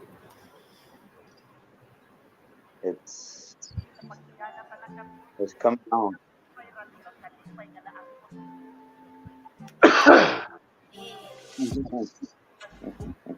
This is like just when I got up. Good. There's our logos on his shirt. Skywalker, we got Renee Box Young, 86 Boxing, Fantasy Boxing Predictions League, Demetrius Bright. All the homies on YouTube, we sponsored him for this fight, man. Made sure he had all new equipment, gear, nutrition. We made sure they're rocking all our gear. Look, that's all our logos they're rocking the team. Hey, Vince was hitting that move Obama was doing on the Ellen show. Yeah. Them 1970s moves, boy, he was getting it. Vince said, I was trying to watch him in between rounds to see if he was paying attention to his corner, or if he was looking at Shorty. I was like, all right, Vince, you better pay attention to what your corner got to say now. Yeah. I'll play his fight for you guys if you want, man. Anybody that missed his fight, I'll play his fight here. His fight was badass. He won that. You guys score his fight, man. He had he beat the shit out of this dude. They tried to rob him in Japan. Salute, Toby. How you doing, brother? Yeah, he represented a lot of us in the YouTube community, man. You see a lot of people you know in his trunks, and he went out there and represented, man. It was easy to sponsor this fight too, guys. It really didn't take a lot, man, and it was something that we're gonna keep on doing, and we got other fighters too lined up too that we're gonna do it with. Let me go to his fight. I'm gonna share his fight with people, man. Fuck it. He got the ring girls at the end, the ring card girls. Let me see. Let me show them the quick clip of the girls real quick. You got the tall one. Yeah, that's his girl right there. Well, both of them are tall. Oh yeah. Taller than him.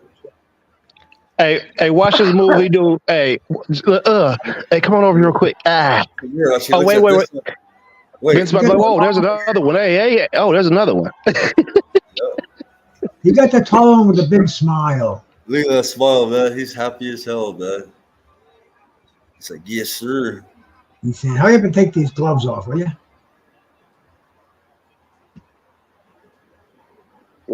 Vince going to get on that speedboat.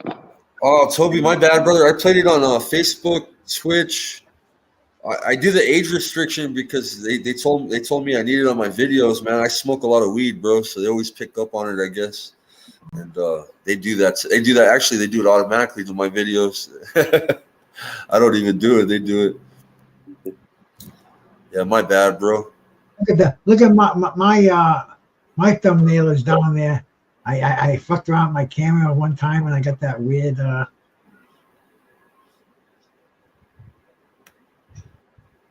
Here, I'll play his full fight real quick. Hey, did they ever sort out the Casemiro thing? Was it a punch or was it a headbutt? I have to show you. It was a headbutt, and bro, it looked like a punch, but there's a view from Treasure Boxing on the other side, like from the camera, and there was a little cut, bro.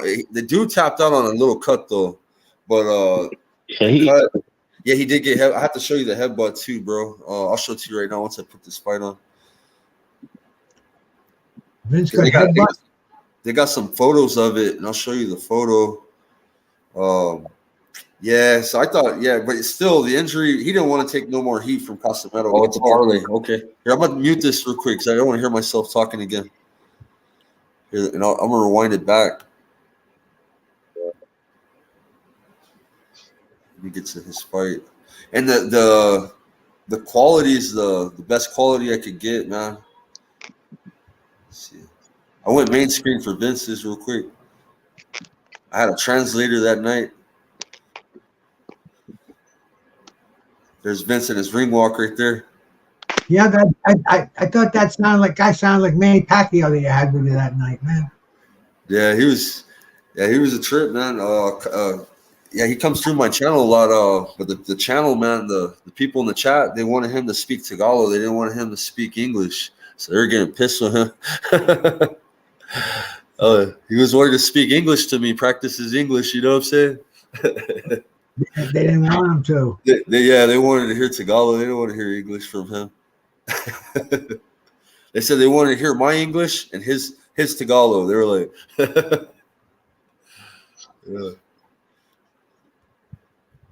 Man, somebody need to remix this walkout and put something else behind there, music wise. We gotta find something that's gonna fit that that. music was a trip. If you didn't hear, the music's pretty funny. I'll play the volume a little bit. Salamat po sa 530 na nanonood.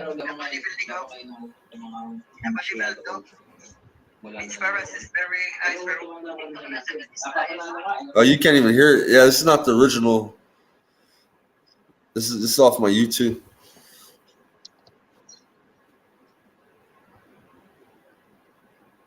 Kid Ishizawa. Yeah, Kai Ishizawa. Please score this fight because this was a split decision victory for him, and he had dominated this fight. I had him up 6 rounds to 2. It was an 8-round fight. I had him winning 6 rounds. Maybe you could argue maybe 5 rounds. He won, and the Japanese opponent right here with the blonde hair had about 3 rounds. And one of the judges had scored it 77-75, favored for Kai Ishizawa. And so I tripped out. It was a split decision. They tried to rob his ass. Let me turn my virtual background off. That shit's freezing.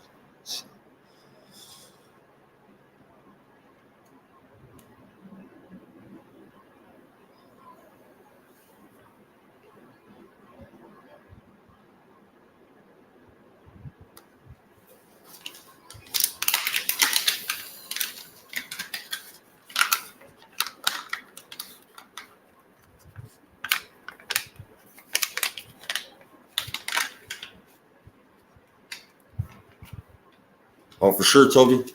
Yeah, I just started doing Facebook not that long ago, but I've been doing a lot of the international fights and stuff on there, and different kind of stuff on there. So it's been pretty cool. Man, I got more followers, Bruce, on Facebook that night than I did on YouTube. And usually it's the other way around, bro, on these Casamento fights. Everybody was on the Facebook side. Ernest, did you see my Facebook that night, bro? That shit blew up that night, bro. Nah, man, I was on my phone with YouTube and I was watching the fight on TV. I couldn't keep up with the chat, bro. That shit was rolling, bro. Yeah, man, you got to use a platform that pulls all the comments in and puts them in one place. Yeah, I was skipping people. I didn't see people coming in. It's just too many people, bro. They had like 35,000 in the chat, in the live chat. So yeah, they showed out. You know what? My video got these videos of mine, bro. You can hear my voice. You can see my donate to the Cash App. I'm scrolling. Yo, on videos, they jacked the fuck out of my shit, bro. I got videos that got 500K, bro. I have videos where you can hear my voice and there's kids by the TV rooting on Vince and rooting on Casamento, bro. Like so many people posted so much content off of this video, bro. So you need to monetize your Facebook page. So you do that, then it's not monetized. I don't care about that. It was all for the love of it, anyways. I don't care. But man, some people hit fucking 500,000 views on my content, bro. That's a shit's a trip. My voice in the background. Trip out, bro. Not even a clean. I could have did a clean copy and just stay muted, bro. You know, the whole fight and play a fight out. You know, but you know, it's more of a watch party, bro. That's why I'm doing it. You know. Yeah. Because if they want that excellent quality for the TV, they can go purchase it. Right? Yeah, people getting mad, but like, hey, man. They were getting pissed with me, bro. They were telling me, "Can you shut up?" You do. Oh, they tell Bruce too. Bare Knuckle, even Bare Knuckle. They talk shit to Bruce. They're being mean to Bruce. Oh, Bruce. But some people think Bruce is legendary, bro. Every once in a while on Instagram, they go, "Man, I remember you guys saved you and that old man." The old man. They always talk about Bruce, the guy with the green dragon. They go, or someone told me that shit the other day. Bruce is legendary, man. He point to under his tongue, and everybody know what's going on. You gotta wait till that. Wait till that sativa melt. Right. Gas mask salute. Hey, Bruce, for real, we went viral on some of the bare knuckle nights, man. I have people still hitting me up on Instagram asking me if I'm gonna do a show with you again on it and shit like that. Yeah, that was an amazing night. Yeah. That's the night I got over 1,000. I got over 1,000 subs. I hit the big mark that night. Cool. Yeah. They had one the other day, and I didn't advertise it. I just wanted to watch it with the few subscribers I had. I didn't want to blow up and have people come in and all crazy and catch a strike and shit. So I was trying to save it for Vince, you know what I mean? So far, I'm good. I didn't catch no strike. Oh, my bad. I think there was a lag, so I had undone it at the time. I think my computer was going overload.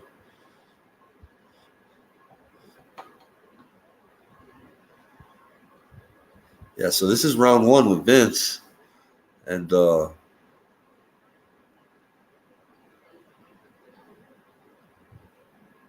see, he's getting through to the body right here. At this end of this round, he starts picking them, huh?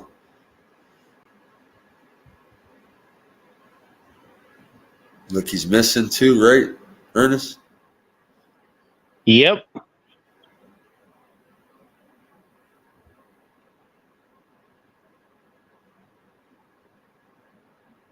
Ooh, nice little left.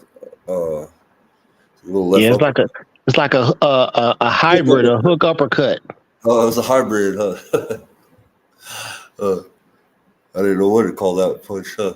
Call that. Yeah, I sent Vince a clip, man. I mean, I told him, I was like, hey, bro, anytime they put that head over that front knee and they leaning down the middle like that, they just asking you to help them pick their head up for them. Right. Start working on them uppercuts, bro. Yeah. Because he had a lot of opportunities to knock this fucker out with some. He did land some uppercuts. I just wish they were a little bit more powerful. That's one thing I noticed by a lot of Japanese fighters and Korean fighters. I mean, they got like mad skills, fast hands, all that stuff, but they tend to keep their head on the center line, man. After they throw their punch, their head is still there. Yeah. So you could almost just blindly just throw a hook to the spot and get them because their head's going to be there after they punch.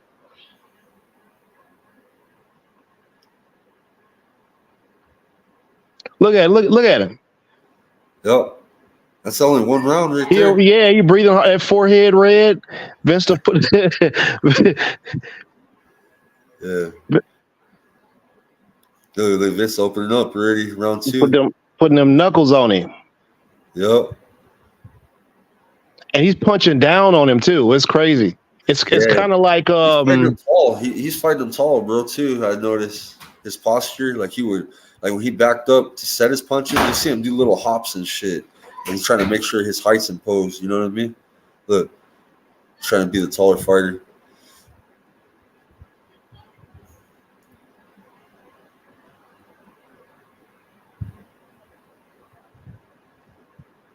Wow, yeah, Japanese. His head still on the center line.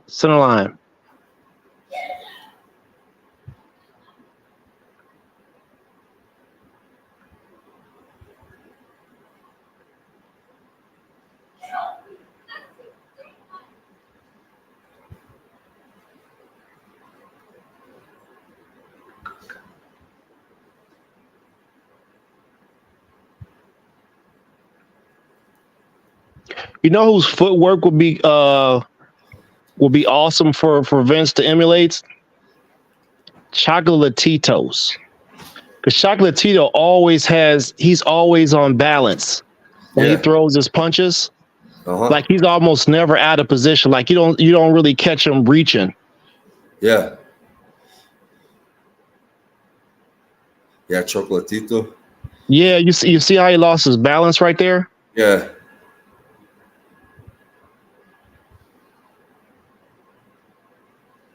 Yeah. Yeah, here's one from Mississippi. I never been there, but I'm gonna go one day. Yeah. So here's for omega crystals. You digging it? You dig it? Yeah. Oh, that. This one's for 86 bucks. This one's for Bruce Gas. The Total Tube. This is for the Green Dragon. Yeah, he stayed busy though. But damn, he does waste a lot of energy, man. Hopping The bouncing up and down is.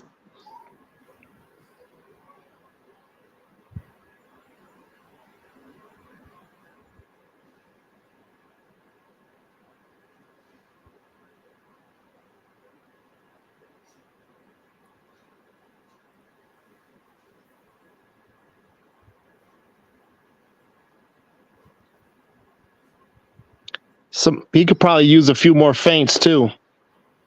Some different levels of feints. Yeah.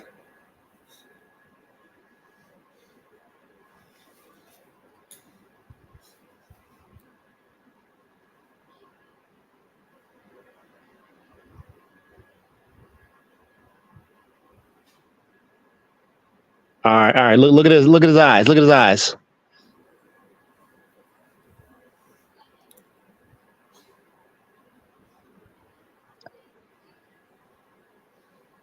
Well, we gotta get little bro back on here. We're gonna cook him a little bit. But hey, bro, you better be paying attention to what your trainer's saying, boy.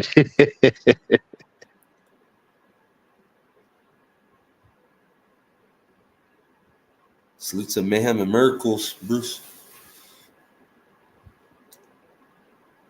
Retro boxing documentaries still here too, Bruce. Salute to your subscribers. I'm here. I had to step away for a couple of seconds. I got my brother had to go to the hospital yesterday, and he asked me to take his dog. So I got 2 dogs in the house right now. His is like a puppy, but he didn't have anybody to watch it, and he lives by himself. So I was into it. So I got my dog, an 8-year-old crazy pit bull, and his dog. I don't know what it is, but I had to step out for a second. Excuse me. My friend, Mayhem and Miracles, thank you for coming in, my sister. Retro Blood Boxing, man. I talked to Blood this morning on Fanon's channel for a little bit, man. Good sensible boxing talk. Bringing up some of the past stuff and talking about Andrade. Ben Beatty's coming up. I'll tell you, Vincent's pretty light on his feet over here, man. He's moving in and out, and then in the body punches. Look at that overhand right. Yeah. Body nice shot. Body, yeah, man. Vince is looking good here.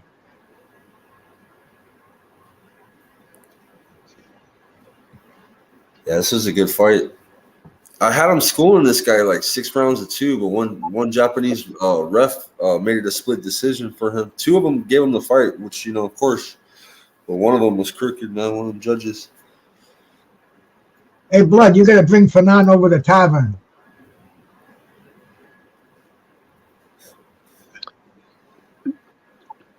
I wonder what Vince rehydrates to. I don't know, man. Yeah, very easy question.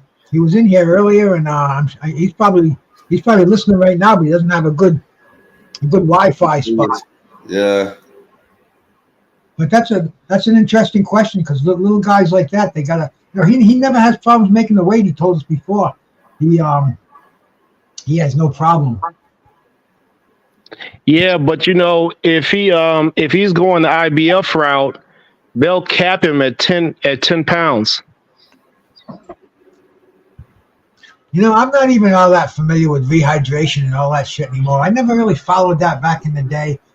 You know, it was first day weigh-ins were the thing. You know, same day weigh-ins, but even day before. I don't know how you can put all that much weight back on and how effective it'll be. I just don't get it, man. Well, I used to bodybuild and stuff like that. It's definitely a science, man. And I mean, it provides a great advantage, strength wise, if you're able to actually get down to the weight in a healthy way. I mean, you can rehydrate like 20 pounds. Well, bro, I bodybuilt and I had a nutritional store. I sold every supplement you can think of. I was in that field, natural bodybuilding competition, Hmm. and I mean, I've seen people down to 5% body fat, and to make the weight for a competition. But then they maybe carve up, but they don't look as good. They lose it. They lose that edge. I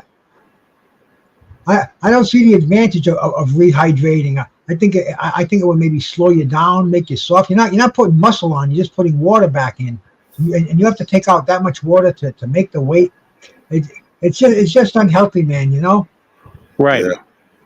Because Salute to Ken. bodybuilding is not a contact sport. So Hey, he was asking us, gentlemen, what's your take of the Casemiro and Oguni fight gone for if it went to 10 rounds? And man, he didn't want no part of Casemiro. That cut wasn't that bad. I don't know. He has bad luck with these Japanese, Ken. I don't know what's going on, bro. But I think with his next Japanese opponent, he needs to just slow it down and then open up. Once that fourth round passes, then he can go for the kill. I think that I know Casemiro was looking Babe, to get make up and go straight for the sweets. he was trying to make a statement to Inoue because Inoue was in the crowd, guys. Monster Inoue was there watching him because they got a rivalry. And he was in Japan, so Inoue's cousin was fighting as well. Did you see Inoue's cousin, big hair, bro? But yeah. So I just want him to slow down, Ken. Maybe slow it down. Maybe start working in the middle rounds, bro. He needs to slow down, bro. He can't just take these guys out. I know that he wants to. He's got power, but he needs to slow down because these fools keep getting cut or acting like they get hit in the back of the head. You know what I'm saying? So, it's turning. I hope his next fight he just boxes for 4 or 5 rounds, then opens up the power later instead of the early rounds. BNN, salute, brother. Marzak, man, peace to you, my man.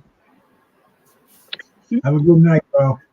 Yeah, Hey, Marzette. you remember that one guy? I forgot what his name was. He was on the card as well. He went out there and got that guy out there in like 30 seconds. That dude came out dry, bro. He didn't have a lick of sweat on him, bro. He went out there and hit him with like 4 overhand rights, and then all of his brains and knees was knocked loose.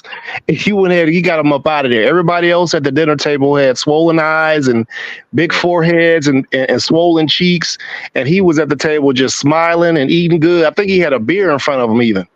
Yeah. He made short work. Oh, Ken, I'm gonna show you something, bro. And that's one thing I thought that it was a left hook, but it was really a headbutt. I'm gonna show you this picture. Watch this. They took a picture, I guess, during the fight when it happened. So there was a headbutt, bro. But I'm gonna show you. Let me main screen myself real quick. Damn, I hate to do that to Vince's. Let me pause Vince's fight real quick. What round? Or we got 30 seconds. In 30 seconds, I'll pause the round. But I'm gonna get this picture ready for you. This is from Treasure Boxing Promotions on Instagram, and because I thought it was a left hook, right? Ernest, you too? Right. I thought it was a left hook too. What was it? A headbutt? Yeah, I'm gonna show it to you, bro. Watch this Yeah, shit. it looks like his forearm probably went over to the top of the head, so it couldn't have been a punch.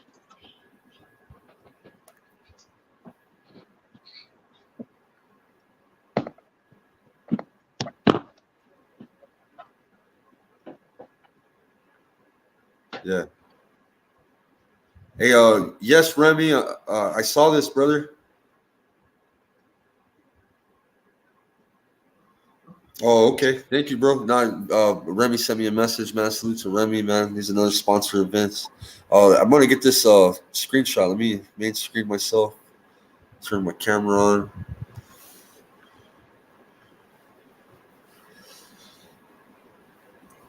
All right, so that's the picture that they have with Treasure Boxing when the headbutt occurred. You see him touching heads? You see the face? Does that look like a headbutt? Looks like the other one, nice one. Yeah, this is after, bro. After they clashed, though. Look at their facial. Look at his face because he got a little cut because Joseph took a picture of his cut, and there's Casameto's face. Look, agony, bro. They had just clashed on. And there he is. There he is at the end with a little fucking towel on his head. He had a little ass cut. He didn't want to continue the fight, man. So considered a technical draw. So that's the pictures that they released. You know what I'm saying? But if you look at the other pictures, it looks like a left hook. Yeah, so I hope that clarified it a little bit. I was confused too, Ken. Let's see. I'm going to play his screen again.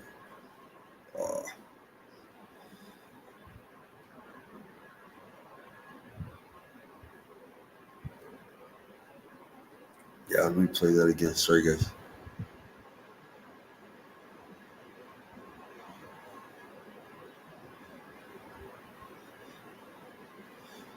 Yeah, but he should have continued, in my opinion. You think he should have continued, Ernest? A little cut, bro. Hey man, listen, to each his own. Maybe he ain't feel like getting knocked out in front of his hometown. Yeah.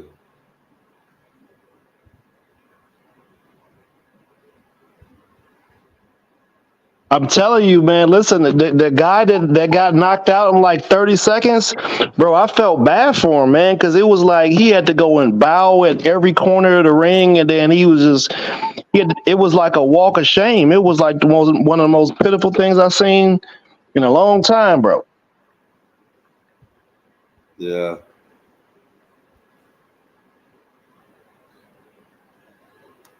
Yeah, Ken, I just noticed that picture, brother. But in the actual fight, you couldn't tell, you couldn't see that at all, bro. So luckily they had good camera people. Yeah, salute to Nick in the house. What's up, my brother? BM Boxing News in the house. You guys subscribe to my brother. I got a new channel, Nick. They terminated my other account. I'm on a new channel now. It's a Skywalker Boxeo.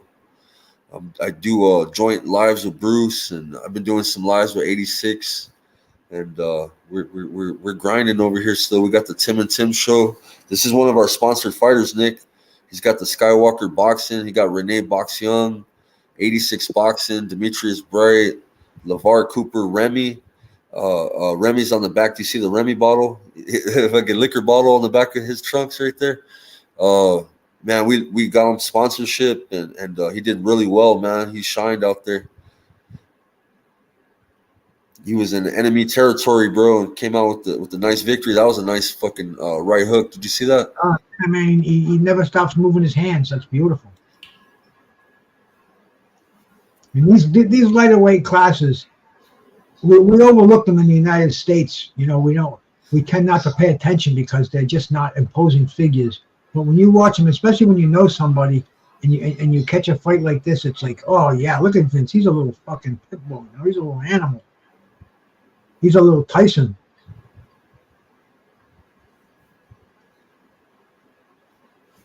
Yeah, Ken. There was a headbutt, bro. I thought it wasn't, man, but no, there was a headbutt. That's from Treasure. That's from Casameto's promoter. So see what? Salute, brother.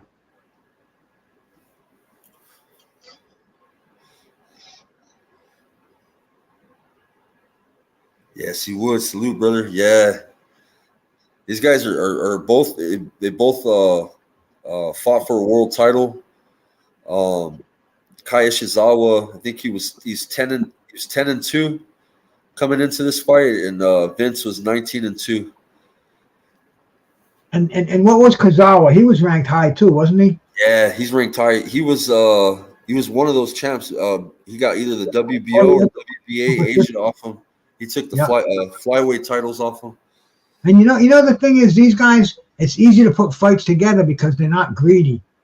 they'll, they get their contract signed and they get the fights moving on because they're grateful for having the exposure and the airtime. So I mean, this is It sounds crazy to say it, but in other countries, they don't have a say-so in who they pick as an opponent. They just fight who their manager tells them to fight. And they try to be the best that they can be. You know what I mean? And that's Vince, man. He don't care who you put in front of him. He's gonna fight him, with a smile on his face. That's a good mentality to have, man. You see that right hand he's throwing there, man? Wow, nice. Step back. Cock that right hand, let it fly.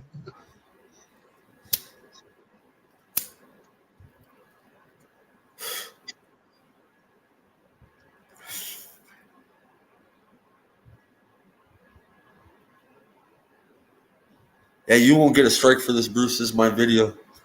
I was thinking about taking it down just to be on the safe side. No, they love me, bro. You know that they love me over there. Even the promoters know who I am.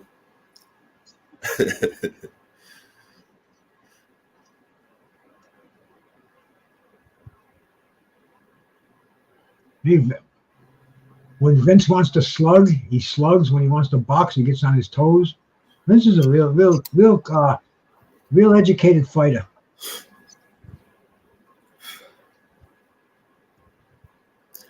And then after this, guess what? I have Sonny's full fight. It's 18 minutes. I gotta tap out, man. I gotta put these dogs outside. I gotta go to bed, man. I've been up. Yeah. I got Sonny's too, though. For this week, I covered two fights, man. So it's pretty tight.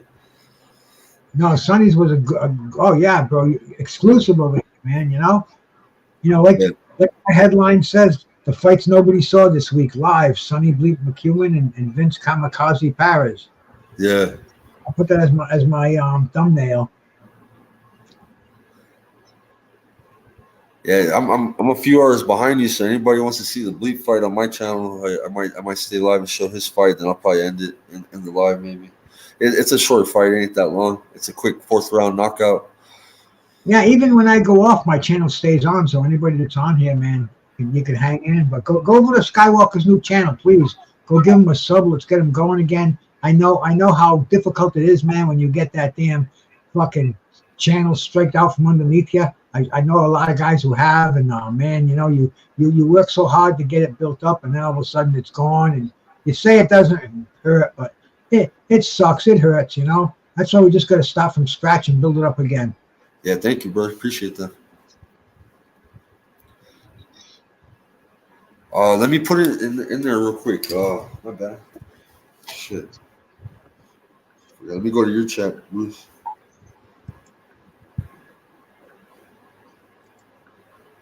Yeah, let me put it up too, man.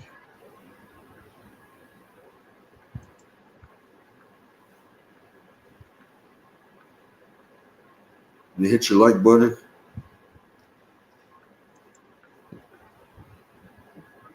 Yeah, almost 10,000 subscribers, and now I'm down to 150. So I just started the channel last week, though, so we're gonna get back up there. Thank you, guys, man. What we'll do is we'll pin that. It's upstairs.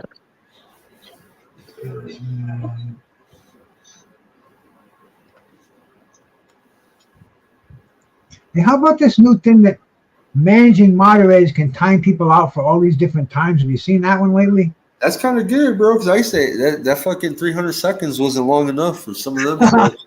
This is 10 for 24 hours now. I just don't know how to do it. Yeah, now you can really put somebody in the corner. Yeah. You're like, I see 600 seconds, and oh, look at this shot. Score one for the cameraman. But yeah, man, they got the timing out is got different levels. Just give them a 300-second timeout. Yeah, someone timed out for 24 hours. That's the newest one, Mayhem and Miracles. That's kind kind of a little bit tough, but at least you're not blocking them. But I'll tell you, if somebody times anybody out for 24 hours on my channel, I'll go find out what's up with that, you know. But nobody can, because really I don't have any super mods here.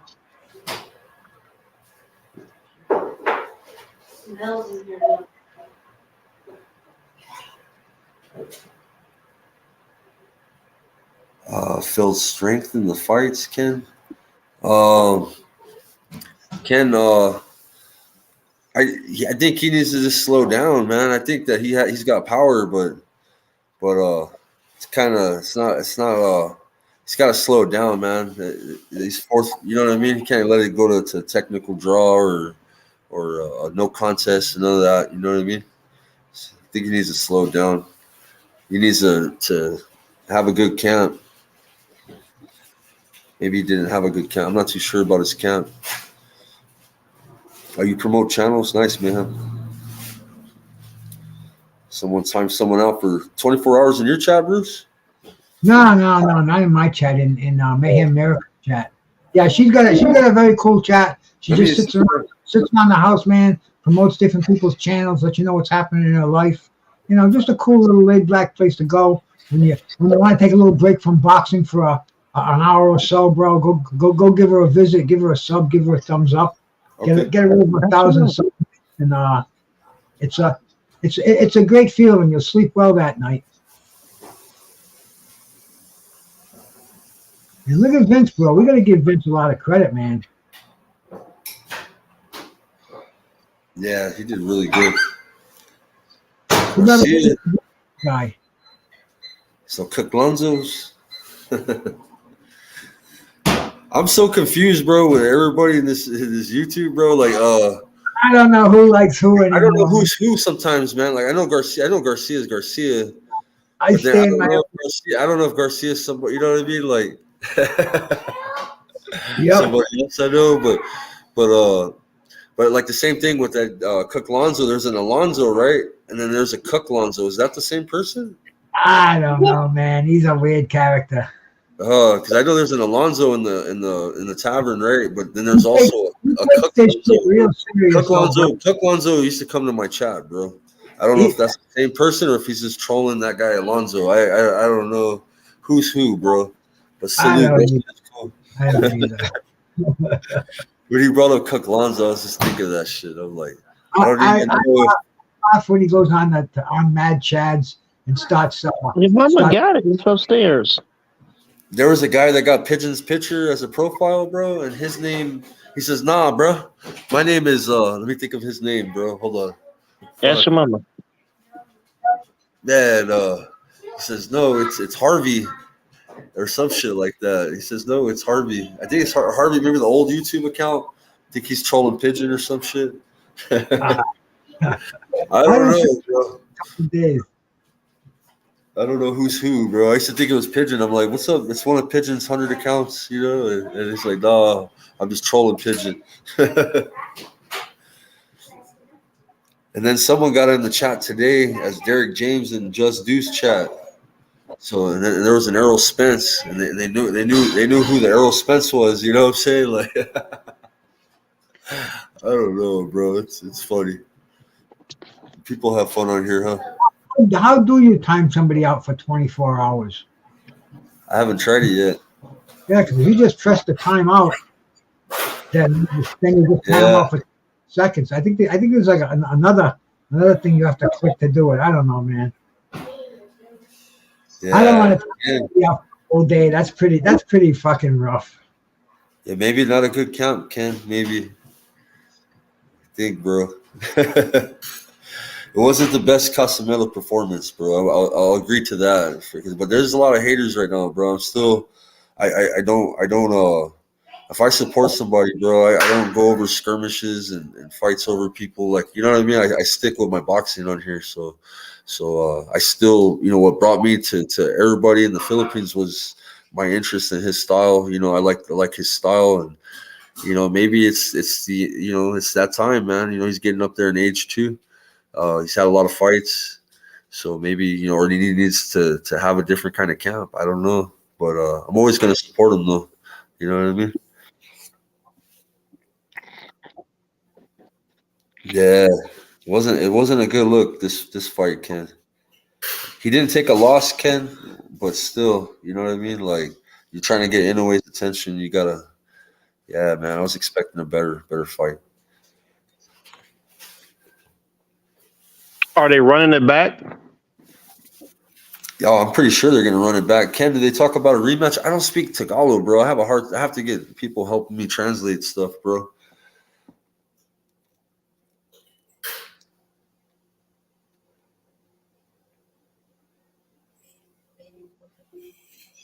I'll tell you, Vincent's looking real impressive here. He's going to the body. He's and he's fighting. He's coming back. He's coming back hard. But Vince is putting a hurting on him.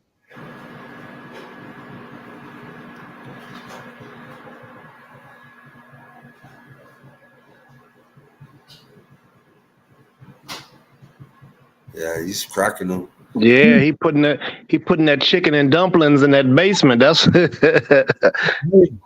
those are hard body shots. Oh, up his hand down. Yes.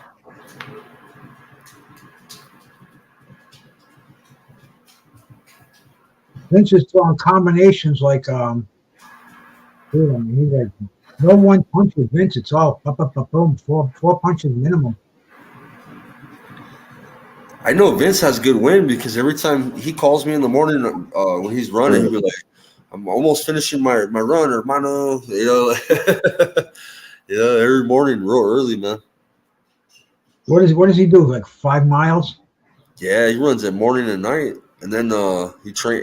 They got like a backyard gym, but then he goes to the gyms to spar all over, all over the Philippines. Yeah, Vince is he's a machine, man. He's gonna be world champion. He keeps it up. Yeah. Woo! Wing of them bad boys. He was trying to take his head off right there at the end, letting his hands go. You see him smash his gloves together? Come on. Yeah. He's tough, bro.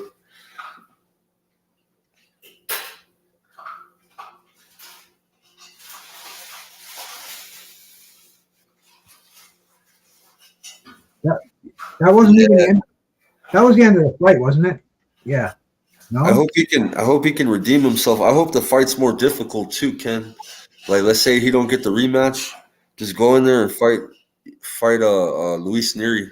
Fuck it, no tune up, nothing, man. Go in there, have a good count, and if he can pull that off, that will get the monster's attention. But anything other than that, bro, I'm glad that they're moving Vince good too with these promoters, the same Japanese promoters. But it's time for a bigger name now. Oh. Vince just missed those punches by a mile.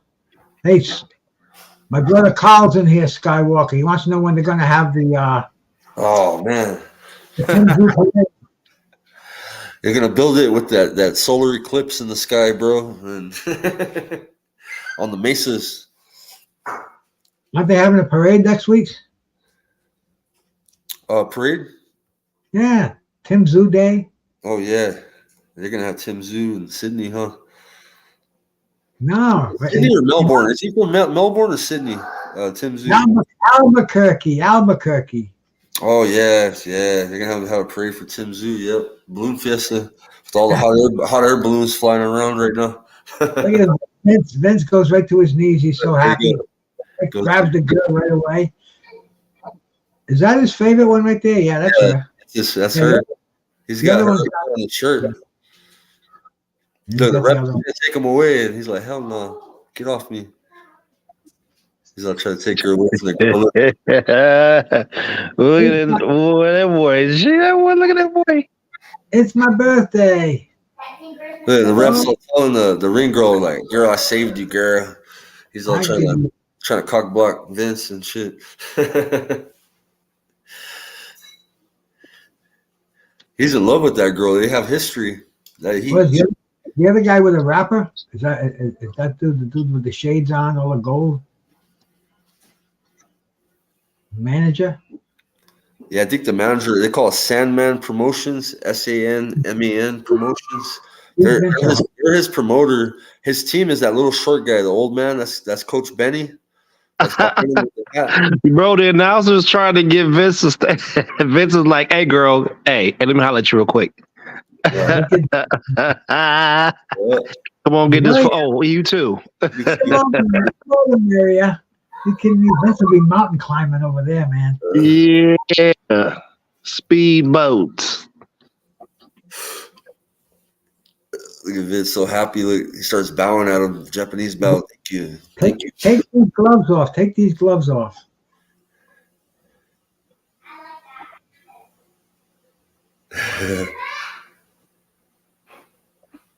What? The Kai walked out, huh? The walk of shame. In his hometown, lost the decision. Yeah. Well, you know Vince definitely. Vince, however they scored this fight, Vince definitely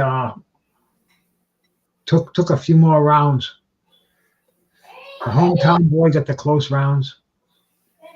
He saw the beautiful valley on his immediate left over there. Somebody had to say it. Yeah, the Tombo Philippines is tough, Ken.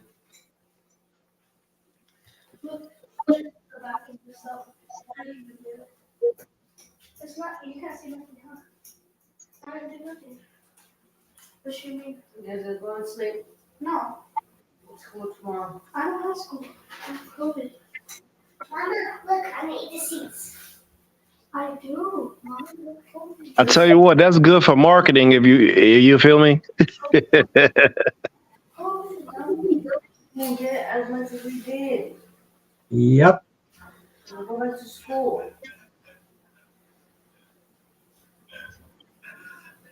And even tried to car today. Here, can you do that now? Hey Bruce, but they need to take a trip to Brazil. You know what I mean? Or maybe Mexico. I think they do them there too. Oh, here comes these two dogs of mine. I gotta put them outside before they, especially this new one here. I'll be back in a sec, guys. All right.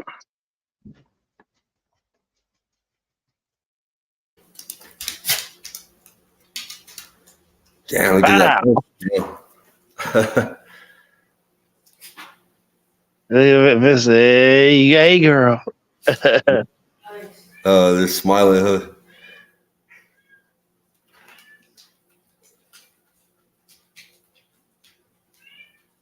Does Vince speak Japanese? Yeah, a little bit. He says because it's the second time in Japan fighting. He's smart, bro. He probably knows how to sing the national anthem in Japanese, probably. Let me put on Sonny's fight real quick. Yeah. You see Sonny's fight? Of course. Oh yeah. But I'm talking. I watched it twice, 3 times maybe. Oh, all right then. Hell yeah.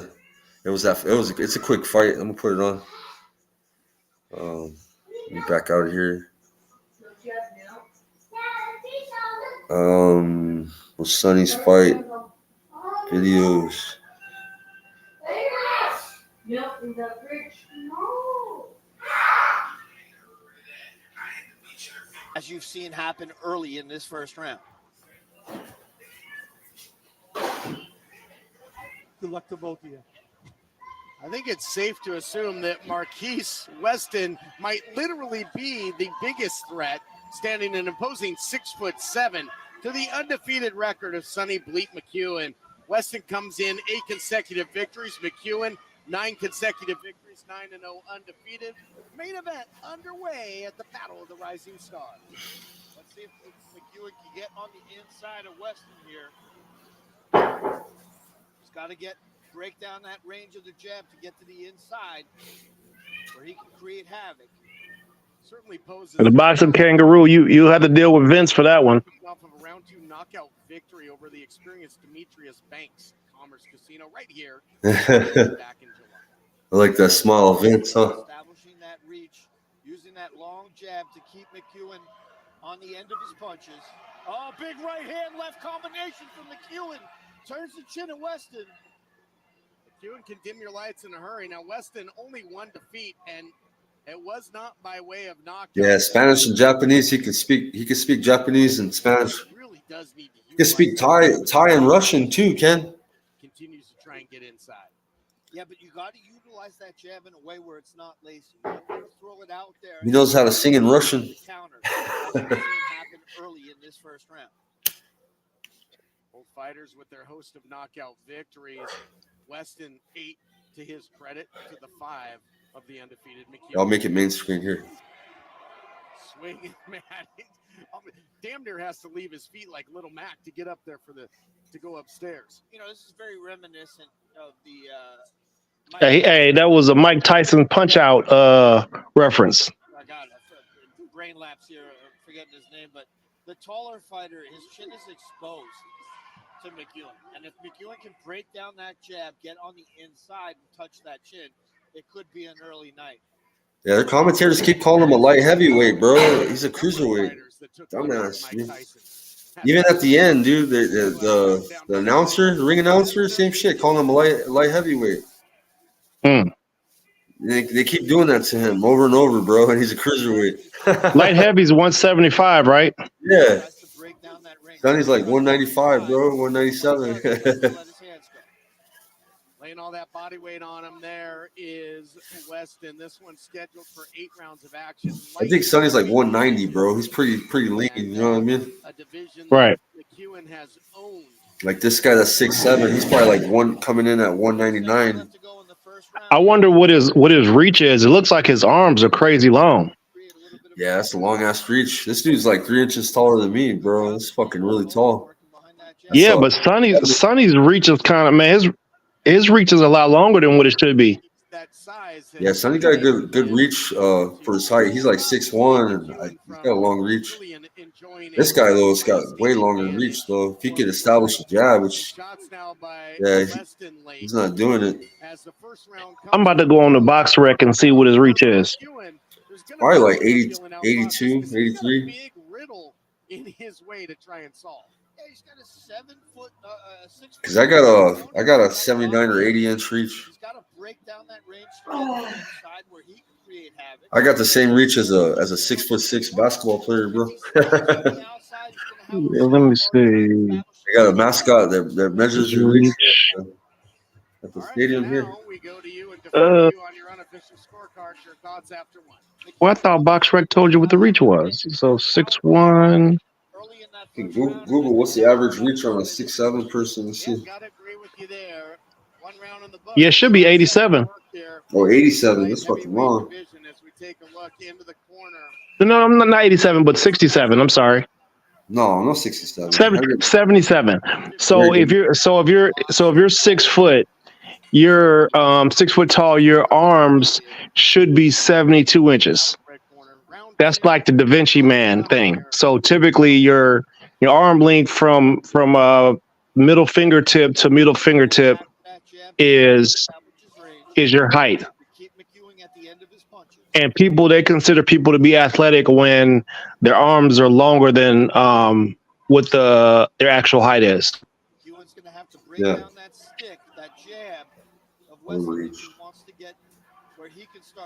That just means something happened when they was growing up. Some people feet grow like first, and some people got big heads, and they just don't never grow into the big head. The head just be big. Be on the wrong end of a big shot by Weston. You see how Weston paws the jab? He's not just pawing, but he's hiding behind it. So he does a great job of preventing his opponent to land anything. Sonny McEwen. No. To try to get on the inside and prevent his opponent from landing. Good job by Sonny McEwen so far. So he's 6 foot. Oh no, he's 6'1". So he got a 73-inch arm reach. Yeah. So he's proportioned the right way. Yeah. McEwen may be utilizing the jab more effectively than the rangy opponent. You can hear the crowd come to life there. Yeah, this guy, he had to get on the inside with him, bro. Man, I was like, man, how is he tagging this dude? I mean, he was piecing him up, bro. And I'll tell you, in the clinch, Sonny was beating him up in the clinch too. Did you notice that? Yeah, he was just piecing him up. Yeah. Fight on the inside when Weston does break down the range. McEwen ties him up as he does right there, and again, putting that body weight heavy on the back of McEwen. I can start you in the later rounds.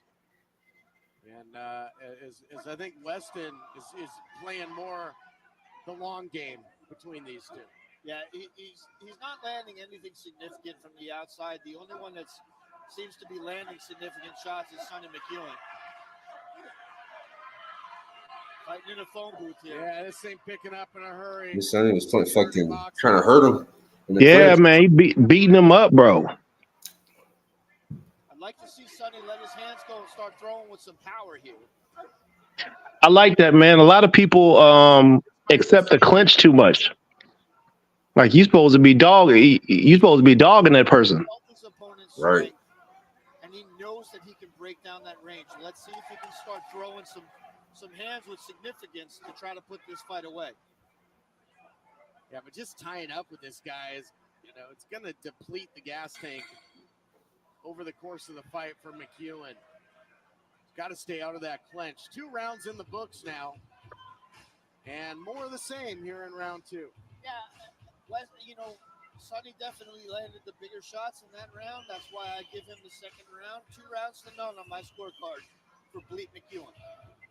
So according to my colleague, McEwen, perhaps well on his way to remaining undefeated, adding a 10th victory, but not if the always dangerous Marquise Weston has anything to say about it. Who's been biding his time has Weston thus far. That's his coach right there, Jay Boost. We will be heading into the 3rd of 8 scheduled rounds.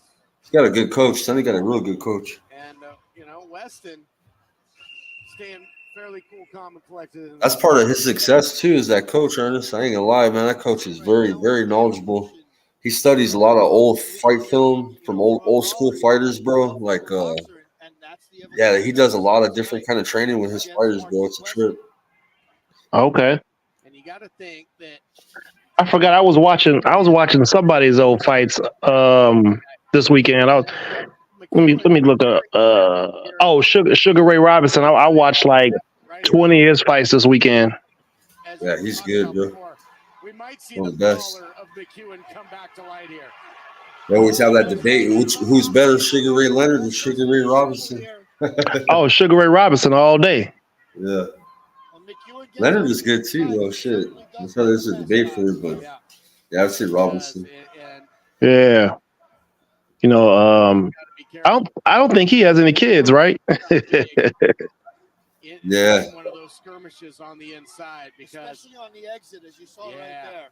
That height advantage will get taken away real quick if he ends up horizontal. The height advantage brings an issue that is a problem for the longer opponent, the taller opponent. Your chin's exposed. And if Sonny McEwen can land on the chin of Marquise Weston, it could be a very early night. Okay. Well, he's starting to find that I'm almost done. He's about to knock him out. I got to take my dog out too. Speak up. And McEwen has shown some pretty great patience thus far, but that might get thrown out the window if he starts connecting. This is where Sonny McEwen wants the fight to be, on the inside of Marquise Weston. Referee calling a stoppage here. I don't know what happened. Mouthpiece came out. Yeah. Spit up that mouthpiece up.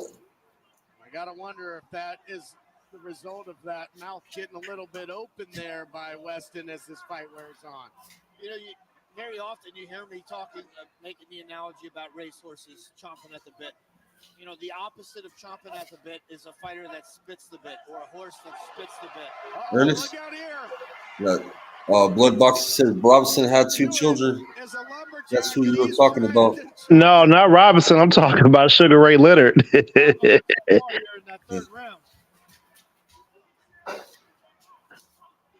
Robinson's different. I was saying Sugar Ray Leonard name was a literal name. What a great onslaught that was moments ago by McEwen. Now it's the reset button momentarily. And it really has been all McEwen in this round. Yeah, he certainly got the power advantage. He's landing. Yeah, Sonny's looking good, man. He had James Toney help him out with this camp too. Did you see James Toney in the ring with him? Because Leonard has a son. Oh, he starts, and the hands are low. Yeah. Final seconds of the round ticking away. Will Weston survive? Yes, he will. Those big long Back again. and a little wobbly. Yeah, he quit. No, he makes it one more round, doesn't he? McEwen having the best round. Yeah, one more round. I have him dominating that. Yeah, the guy looks like Leonard Lewis yelling in his ear over there. Sonny Bleep McEwen. Exciting stuff in the process as the undefeated McEwen had the big guy rocking and reeling a little bit there late. See if McEwen can keep that momentum going, if he can keep the pedal to the metal, so to speak. But if you are Marquise Weston, what can you do to get build your way back into this fight? Well, if you look at his face right there, Todd, I'm not trying to get inside the head of the fighter, but at least the litmus test tells me he's not believing in himself. He's got He'd got the fight beat out of him. power to keep Sonny McEwen. Hey, Blood, does this fight look like Michael Mora against Mike the Giant White? I don't know if you remember that fight, that was HBO triple header. On the rise, and he's going to be a serious headhunter out there. But that's what this fight reminds me of. In boxing, you got guys like Larry Holmes who are able to knock a fighter out with the jab. But,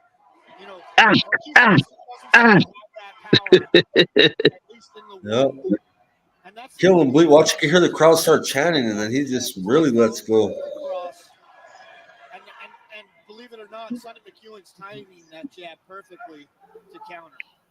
Yep, and that's just what Michael Mora did to trying to keep that momentum. the Giant.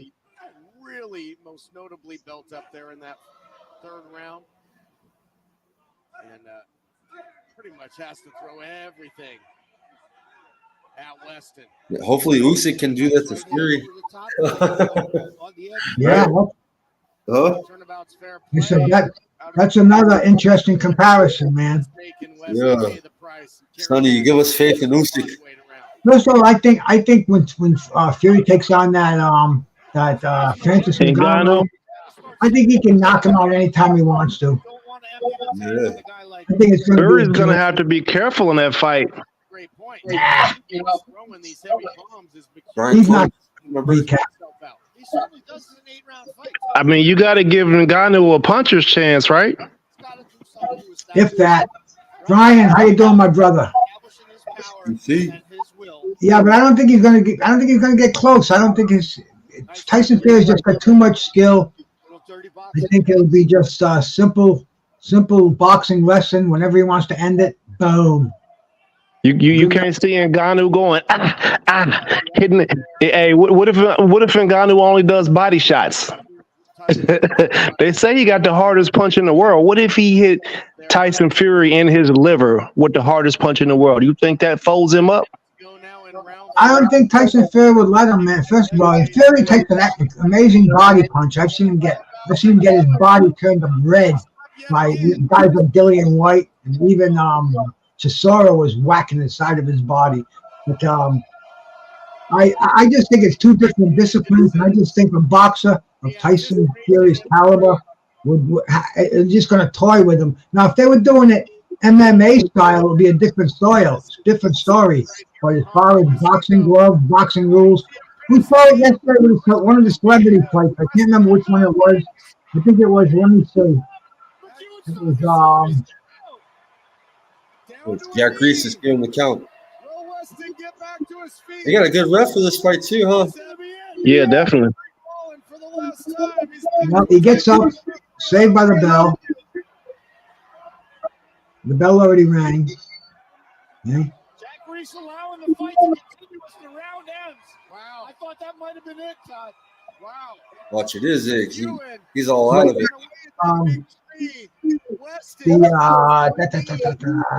ticked away in the round, and certainly to the benefit of Weston because he was in trouble. Yeah, the speed and precision of Sonny McEwen is absolutely taking Marquise Weston out of this fight. The Logan Paul and Dillian Dennis fight, man, that was the one that was Logan Paul was boxing, Dillian Dennis was mixed. He was a jiu-jitsu fighter, and he looked like a real moron in the ring. He didn't land one punch. He tried to throw some elbows and shit, tried some jiu-jitsu moves, and it was like a no contest. I think he might have survived till the end. It was a 6-rounder. Dude, that was the ultimate trolling that happened there. He basically, he trolled that dude until he got him to fight him, and then he trolled him when he was in the ring. I don't think he ever planned on fighting the guy. He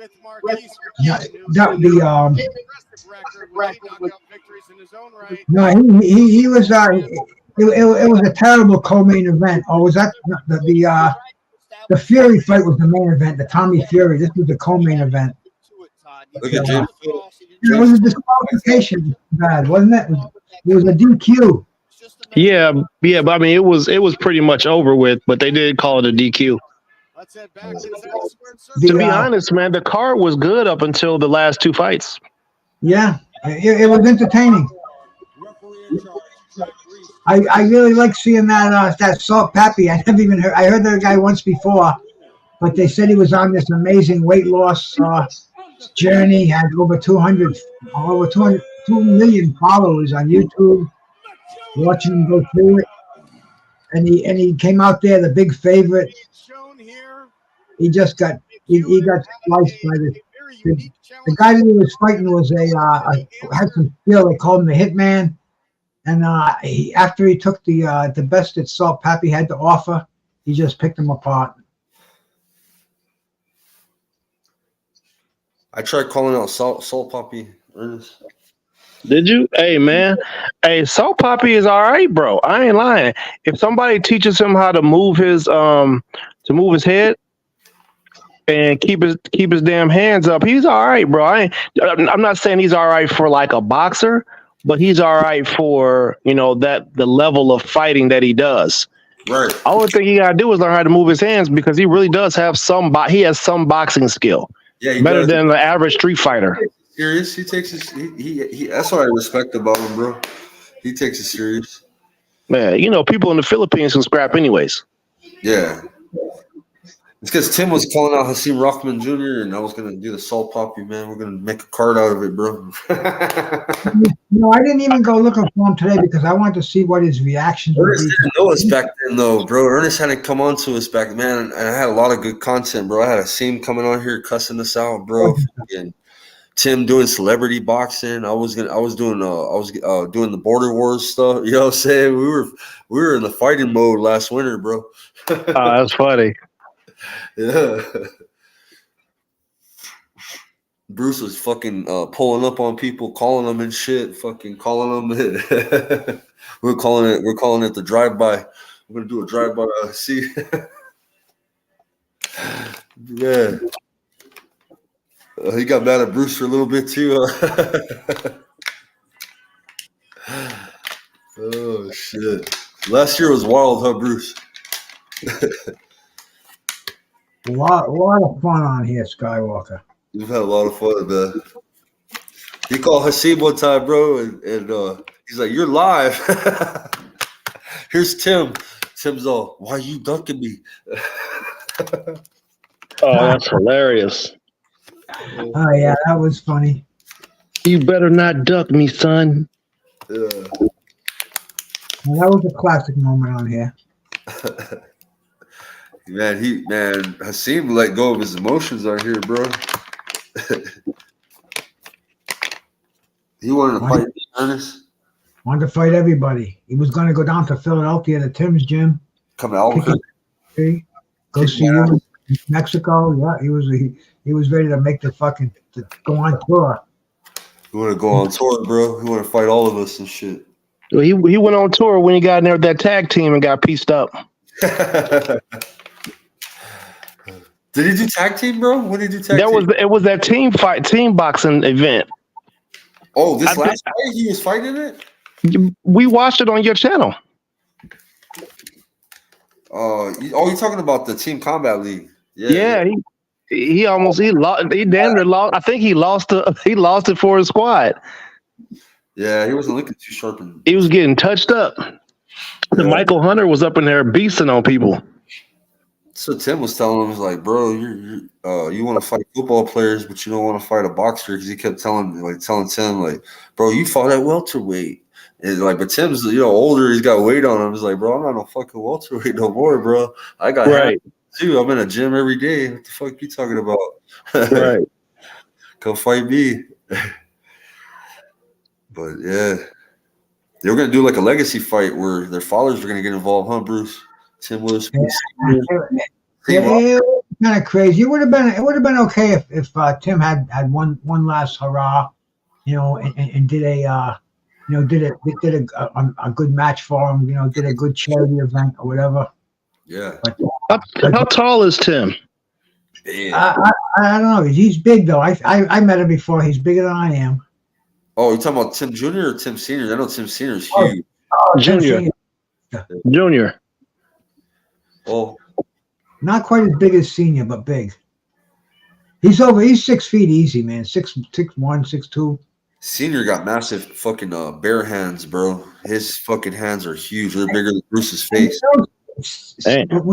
When you talk to Tim, he's in the gym every day, man. Believe it or not, he's in the gym. He's training other fighters, and he's training himself. And you joke, he jokes about a comeback. He wants to do an exhibition. And I'm like, dude, you're 65 years old. You don't need to do an exhibition. He goes, yeah, man. He goes, I want to do it. And I'm like, dude, 65 is crazy. That nobody wants to see you in the ring. And he's serious. He's called Roy Jones. Roy Jones isn't interested. He's talked to Tyson. Tyson's not interested. Man, I'll tell you, he wants to get in that ring, and every once in a while he gets on this tangent about it. And it's I guess a lot of these fighters, they just don't know when to hang it up. And something about them Witherspoons, they got that fountain of youth in them, man. Yeah. Like I said, 65. And if you just look at him first glance, no way. No way. He looks like he's about 40, 45. Roy Jones Jr. he just got in the ring on Saturday at some event in Germany, and he said he getting ready to drop an album. He was rapping or something like that, and then they brought him in the ring, and then I guess he's getting ready to. He said he wants to fight Anderson Silva. I think they're gonna scrap. Well, Roy's still got an active record. He's still active in boxing. He's Roy's got the distinction of being the oldest former heavyweight champ to be active in boxing, longer than Jack Johnson, who had the original record for it. Because Jack Johnson, he boxed until he was in his 40s.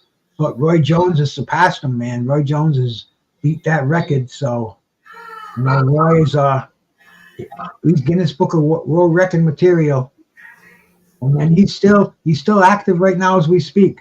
So that Anderson Silva fight, I think Anderson Silva has got a box. I think he's got a boxing record, 1 or 2 fights with a boxer. No, Anderson Silva can box. Yeah. He's great. I mean, I feel like that whole thing was a setup. Well, I think when he fought one of those, he fought one of the Pauls or something like that. Yeah, I wouldn't take that all that serious.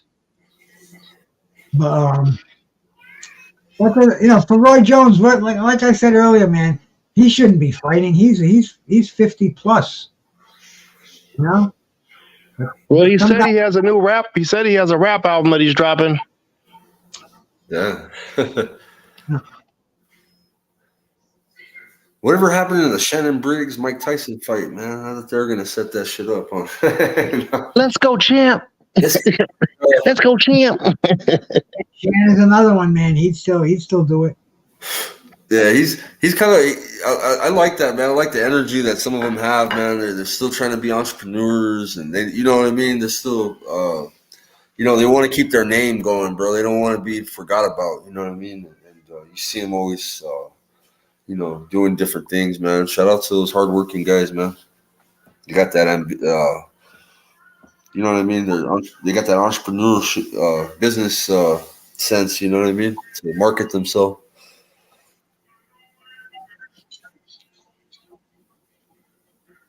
Yeah, they just missed their opportunity. I mean, people didn't get financial literacy. Foreman did damn good, I think. George Foreman, you know what I mean? Like you had all the damn George Foreman grills. You had he did a lot with his money. You know what I mean? So he's smart, bro. He's invested. Yep. He's a household name. You know what I mean? Well, George did it the second time around. The second time around, he knew what he was going for. He knew all the money that was available in boxing, and he had the right people behind him. So, I mean, he became one of the wealthiest boxers of all time with that grill. Sold the rights to that for $100 million, something crazy like that. Yep.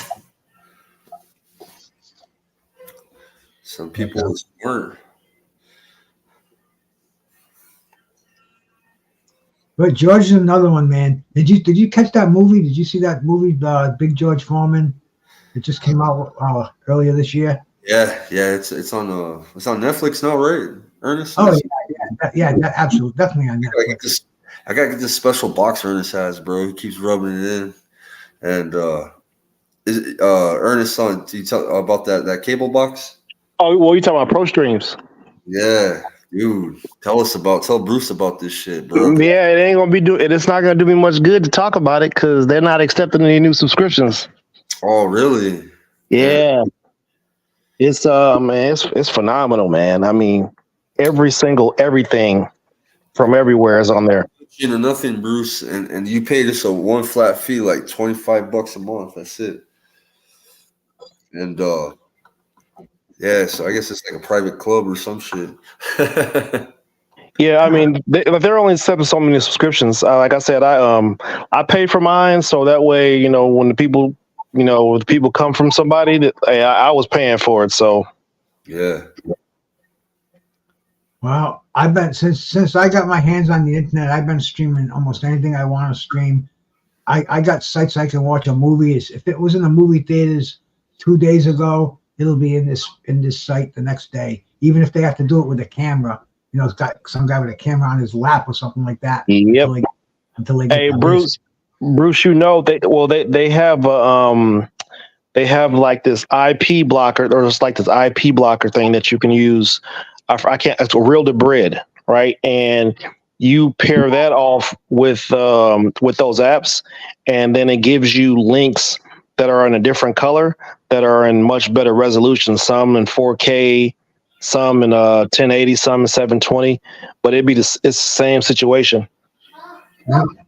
So I have I got the whole hookup. I just don't want to get myself jammed up out here in these streets. But nah, they're not even looking for anybody to fry. The internet is so huge. Unless you're like a freaking pedophile, or unless you're out there ripping people off for fucking money, bitcoins and all those scams, you can get you're not getting away with anything. You're doing what everybody does.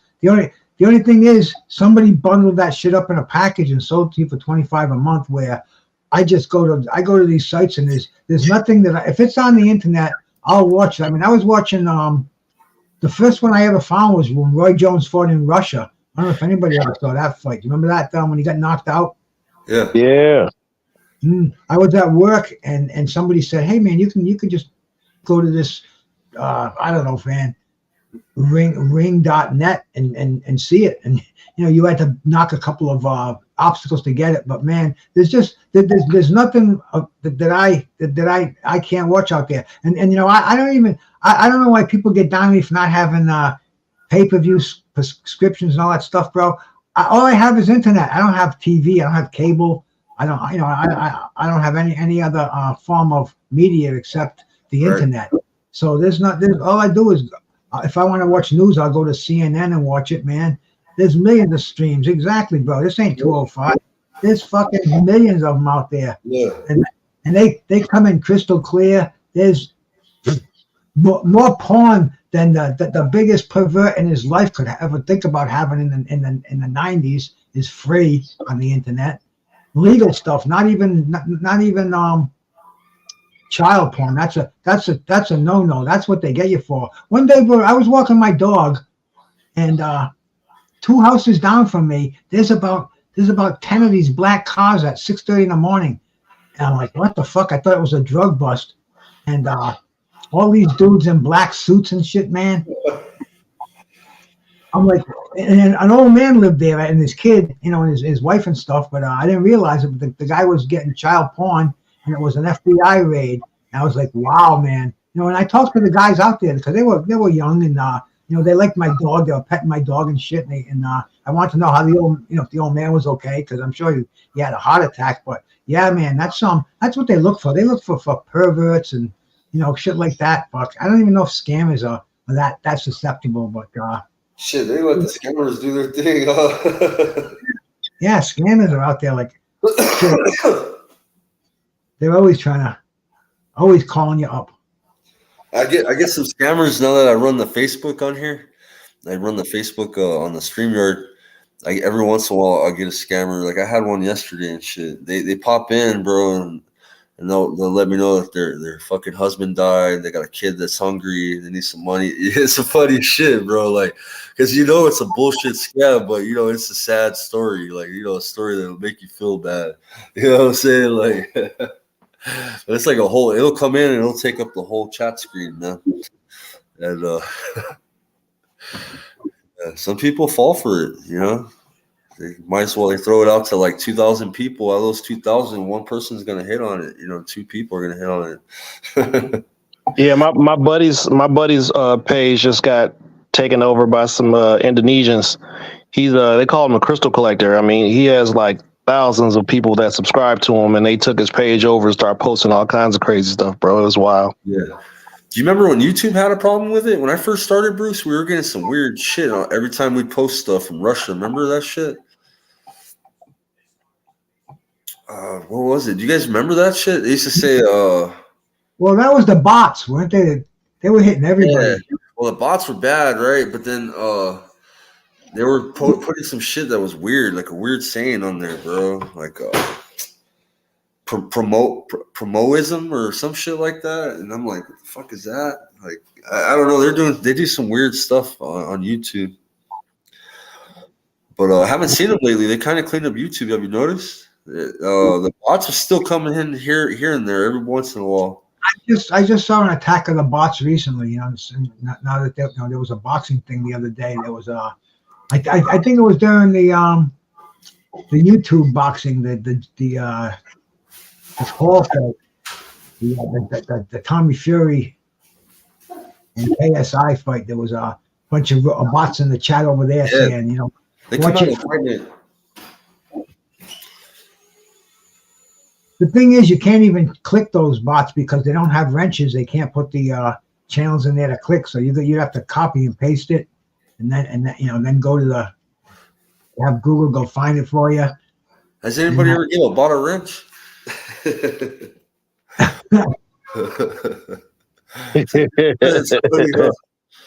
be wild. I will next time though, just to see what happens. Will the bot stick around your chat or what? Will he come back? Will he view give you watch hours? Well, will they even acknowledge they got the wrench? Yeah, I wonder. Is it just a robot, or is there a real person behind the robot that's doing it? I don't know.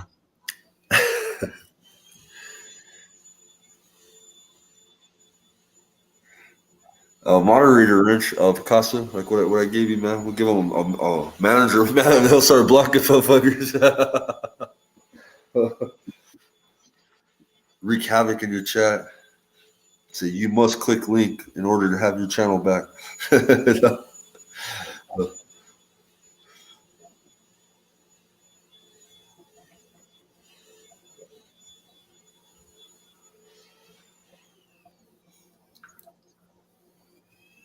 Yeah, so what's the fights coming up this weekend? Look at the boxing schedule. I don't even know, bro. But I'll tell you, man, I'm starting to get a little on the sleepy side. I think I'm gonna check out. Okay, for sure, bro. Yeah, good night, Bruce. Yeah, we don't got too much fights. We got Boatsy and Aziz fighting, and then we got Catterall and Linares, and then we got Alexis. We got a lot of fights. Alexis Rocha and Giovanni Santien. That's all the 21st. All right, hey, bro, we definitely we'll speak on boxing again tomorrow or something, bro. We'll do a show. Cool, bro. All right, Bruce. Have a good night, man. Man, peace out, everybody out there, man, on my channel. Peace out. Thanks for coming by. Thank you guys for coming in. Appreciate you.